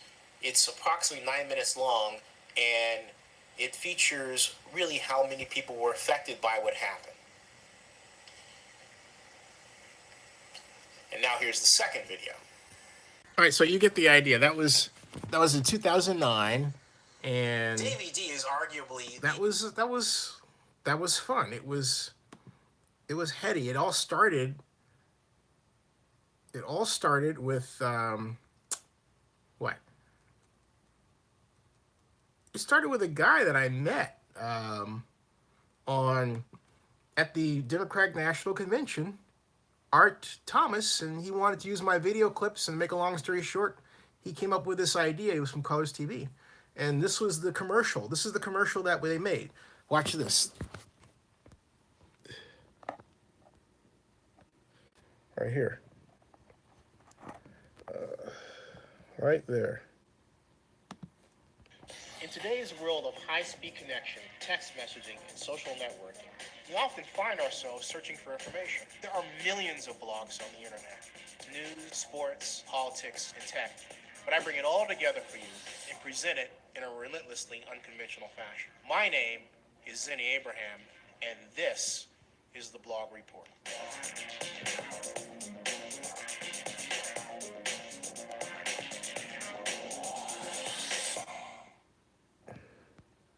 That's it. That was what they made.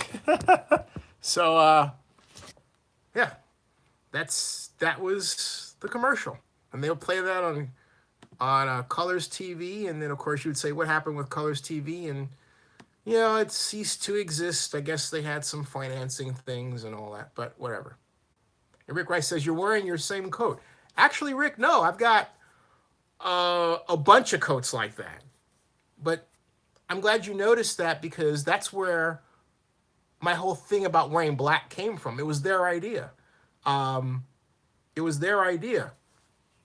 And it was a huge mistake by them, Rick. And it's really, it's a tearfully sad story because I didn't know what I was doing in terms of how to get advertisers and all that. They left it to me, and I didn't quite. But then they turn around and say, "Well, hey, we've got, for example, smart water, right? And we've got a smart water we want you to use, right? Or smart, and we've got this endorsement we want you to think about, right?" And I would say, "Oh, great," and that never, panned out. Um, and so, but I thought they were going to do it, and they didn't. And so, hey everyone, they say I have to hold 4 O's. Not elaborate. And I had, I'm trying to find that one. It's been seen 51 million times. Oh, wow. I'm trying to find that one. I'm trying to find that one. God, was that Ustream 2? Trip to Denver. Let me see here. Blog report with Zenny62 Denver trip. Because it's the one video that really outlined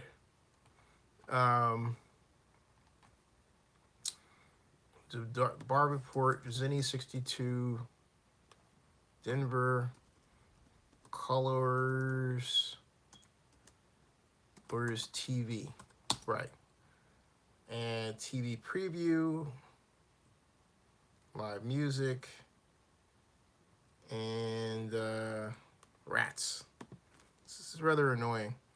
I've got to bookmark that one. That was a very special video. It was a trip to Denver. Trip to Denver. TV preview. But it was where it all began. Interesting. It was where it all began.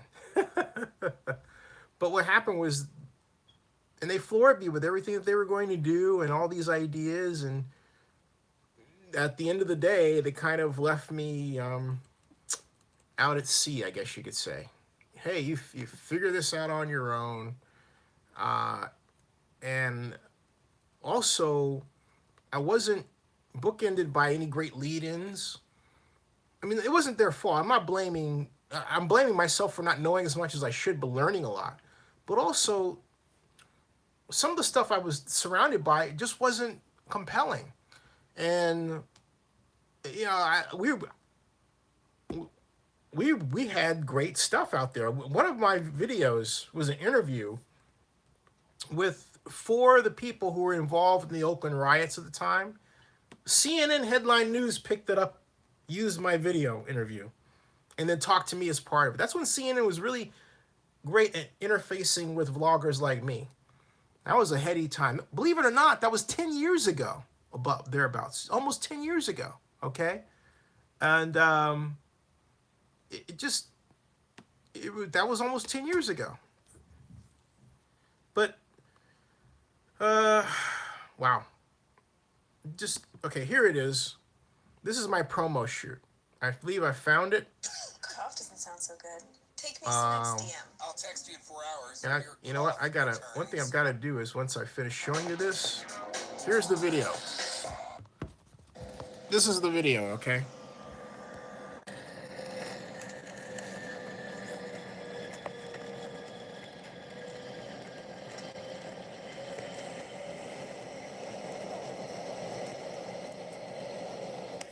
Okay, this is my Odyssey. This is Art Thomas. Hello, hello. And if you remember my video from my first Democrat convention walkthrough, this is the gentleman that was in my video, Colors TV. So now I'm going on a sort of an Odyssey, doing the, what are we doing, Art? We're going to do the Open for Your TV show, actually. We're going to be doing a few shots that set up your program on Colors TV so that once a week people can actually see Zenny62, the blog report. And we're going to start that process today. Now stop laughing. You got my television show? Okay. it's kind of a cool thing, but you know, whatever. Just knock it off. All right. Well, onward. Wait a minute, that wasn't on. Now it's on. Okay. That's on. He's backing up. That's Bernard backing up. And that's Steve, who's a photographer. And that's Art's car. And it's me, and I'm going to get maked up or whatever they're going to do to me. Or maked up. I'm going to get maked up, kicked up. Yeah, kicked up. Thank you. Hey, that's nice. All right, everyone, this is Michon. And this lovely lady is my makeup artist. Well, it's not my personal makeup artist, but tell them what you're going to be doing to me today. Today I'm just going to bring out his natural skin tone and make sure he's evened, shine-free, and ready for TV, looking flawless and fabulous. Like shine free, even the head? Even the head. We Wow. even do makeup on the head, so, you know, you're not reflecting any light. So I can still feel a little stubble up here. it's okay. We'll cover that up. They'll never see it. Okay, thanks. You see they record. Oh. This is my stuff, a little bit of my stuff. Whoa, Yes. That I do makeup with. cool. All right. Well, all set.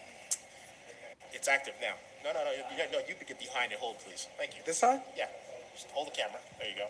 Just as it is. Yeah. You can see me right. Make sure your finger doesn't get in the way. There you go. Thank you. Cool. Oh, okay. You have Yes, to make up, definitely. folks. Stop laughing. All right, give me my camera back now. That's enough. Okay. So now they need my brain. Oh, you got it? Thanks. Yes. What do you want? Where do I sit? Where do I sit? You can sit there. Oh, okay. Oh, I have no idea what I look like. Hi. You look fabulous. Really? Mm-hmm. I just look like another bald-headed brother, right? Okay, Zenny, we got your first product endorsement here. Smart water, okay? What do you think about that? Do you think that that would be a great one? I think it's an intelligent idea. Okay, what other things? Just hold the ball in your hand. Right. Smart water for a dumb guy. Nice. Just hold it. How do I open it? Oh, it's like that, right? It's already open. I'm not gonna drink it. No. That wouldn't be smart. No, you That get would not be smart.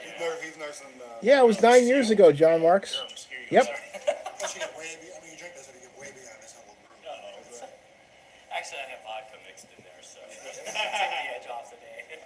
So what we got? Yeah. Okay, take it off now. Well, one thing I have to mention is that President Obama and I have one thing in common: the same makeup artist, Michon. I had to get that in. Yeah. You did? I got you. Okay. Okay, well, now I'm ready. And now we're going to do the photo shoot. So I've got my suit on, makeup, and I'm going out to here to get shot.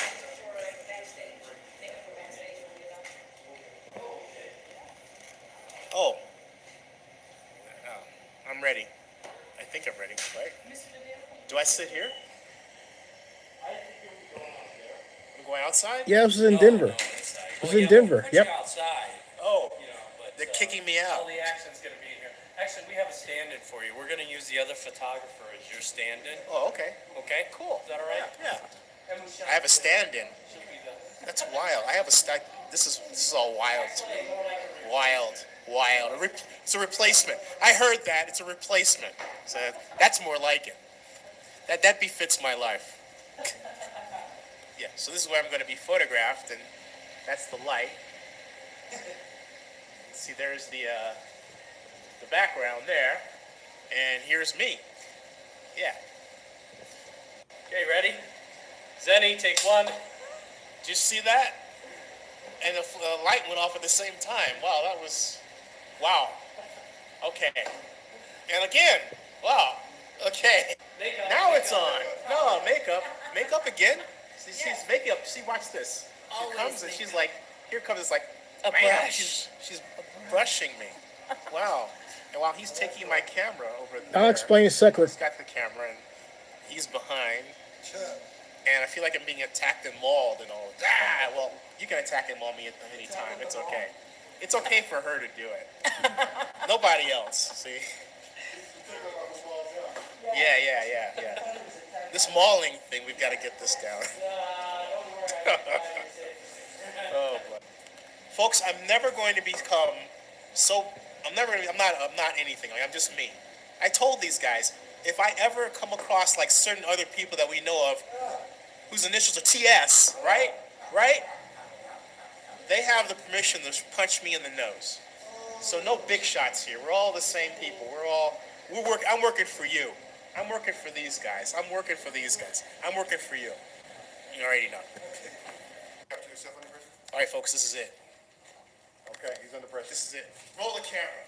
Come on, let's get it done. All right. Roll the camera. Come Hit on. your mark. Hit your mark. Ready? Mark Let's is roll. on the mark. We're rolling, baby. Stand We're by. rolling. On the Coming mark. to you in 3, 2, 1. In today's world of high-speed connections, text messaging, and social networking, we often find ourselves searching for information. There are millions of blogs on the internet. Many bloggers discuss news, sports, politics, and tech. I present it all to you in a relentlessly unconventional fashion. My name is Zenny Abraham, and this is the Blog Report. Good. He did good. I'm proud of him. Hard Thomas here doing this thing. That's all I'm Okay, saying. we're done. Let's go. Hey, applause, everybody. We're done. Oh, yeah. That's a wrap.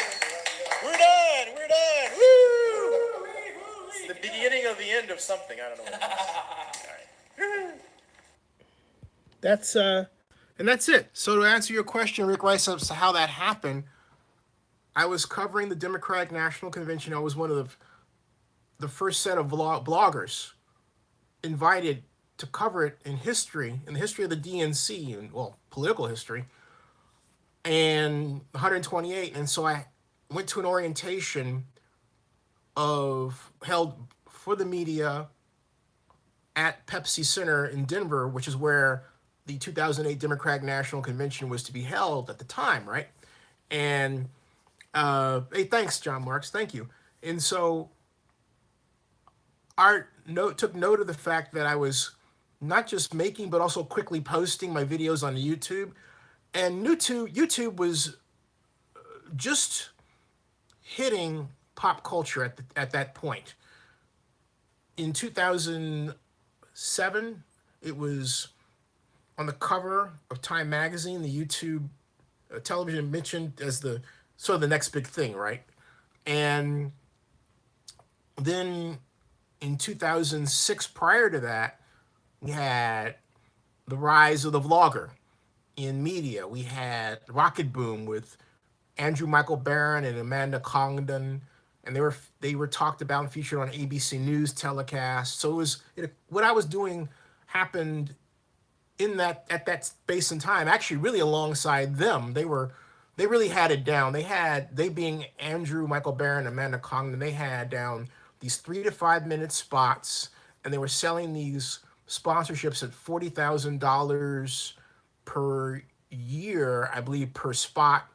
Or was it 40,000? Yeah, $40,000 per spot, something like that. And they had this weekly 3 to 5 minute show. And it was daily, 3 to 5 minute show every day, right? Churning them out. They were the model. And whereas I was churning out vlogs that are my commentary about politics, news, sports, and tech, primarily politics at the time, even over sports. And although I had covered, with the exception of the NFL and the NFL draft. Anyway, I'm sitting at this table with a man by the name of Art Thomas of Colors TV. Never met the man before, had never heard of Colors TV. They're based in Denver. And he wanted me to give him my videos. He asked if he could use them. And I said, no, not without compensation. We had a friendly discussion about it. He sent an email offer. I rejected it because it didn't include a monetary dollar value. Then he came back with a totally left field idea to have a TV show. And I was intrigued for obvious reasons, ego, exposure, money, all that stuff, right? And the fact that I had material that I felt should see the light of day, if you will, from that perspective. Art came up with the concept for the blog report with Zenny62. And not only did he come up with a concept, but he and the staff of people that you saw in the video came up with this neat graphic. They took my existing blog design at the time for Zenny, what is now Zenny62.com, and made it so that if you're talking about politics, it zoomed in on a category on the blog and came out, and my video and came out with me, photograph of me, and then the logo. And they did that and created bumpers for each category: politics, news, sports, and tech. And so we had this 28-minute series system of slots. And they would tell me, okay, put your video in here, leave, 2 minutes here for commercials, and right? And that's how they developed it. But they never had anybody to fill in that time that was paid that I knew of. That I knew of. And I say that because if you watched a program, they had commercials to fill in the time. But they claimed it was nonprofit. Now, the bottom line is, in retrospect, yeah, they were actually getting paid, but I wasn't seeing the money. Okay? So I was producing content, but with the exception of the Google checks I was making, I wasn't able to fully make money off that content. They said I could, but it never really came out that way. All right? So, and I was happy to split revenue with them. And then there were times when, I'd send something in, maybe it wasn't adjusted quite right, and maybe the staff was a little, edgy that way. Yeah, everybody has their problems. But they weren't killers. We never missed anything. Well, once we did, but then we had enough to do reruns, okay? The difficulties we had were few and far between. Few and far between. And they really promoted my show. It was one of the featured TV shows within what Colors TV was doing. And it was path-breaking. All I would do, take existing videos or videos I made, package them,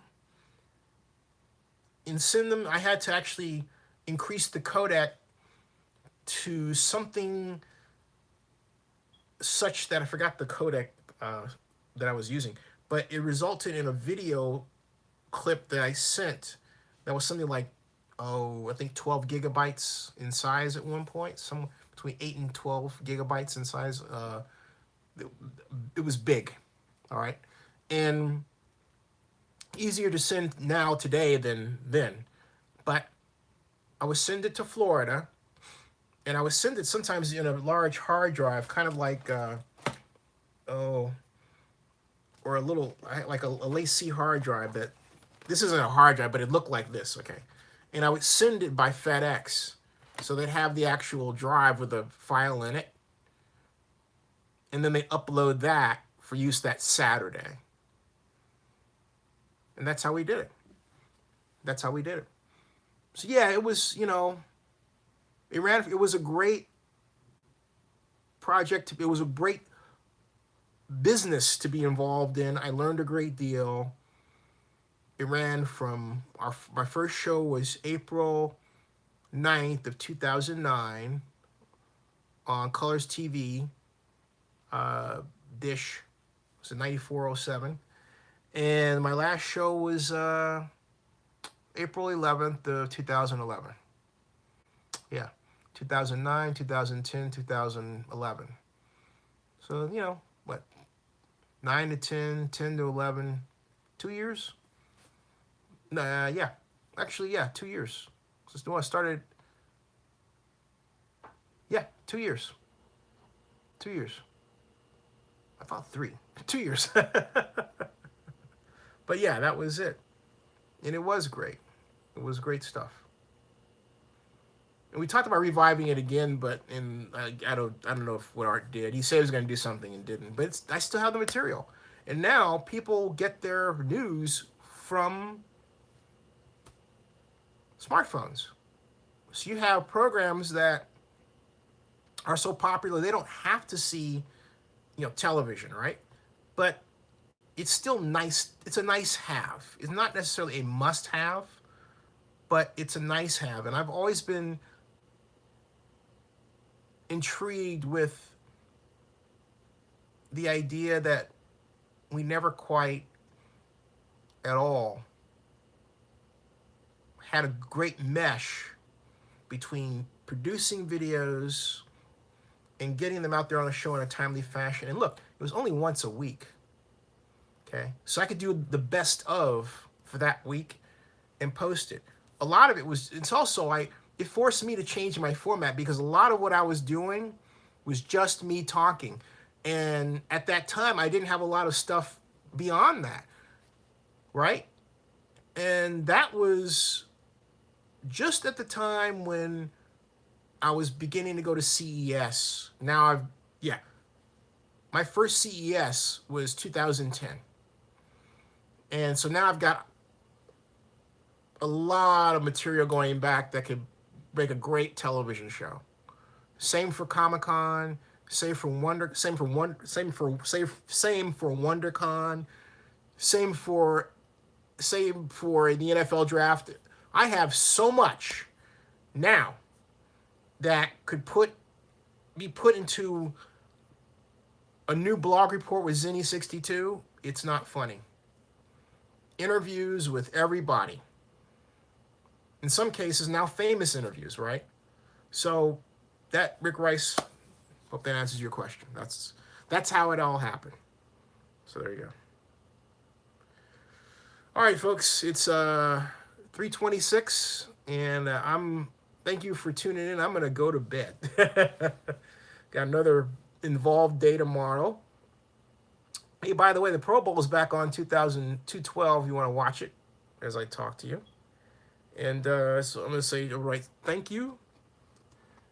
Thanks all. And I'll say see you late on Monday after, I believe it'll be about 9:30 p.m. And the reason is that I'm having dinner at my godparents. So yeah. So as John Marks says, you can bet your last money, it's all going to be a stone gas, honey. But there you go. So you all have any ideas where I should pitch a new concept for a new blog report with Zinni62? Hey, I'm all eyes. Send me an email. I'm all ears. Feel free to call. All right. Watch horror films, as John Marks would write and did, and keep America strong. I've got a lot of material. All right. Good night, everybody. I'll see you. Thanks again.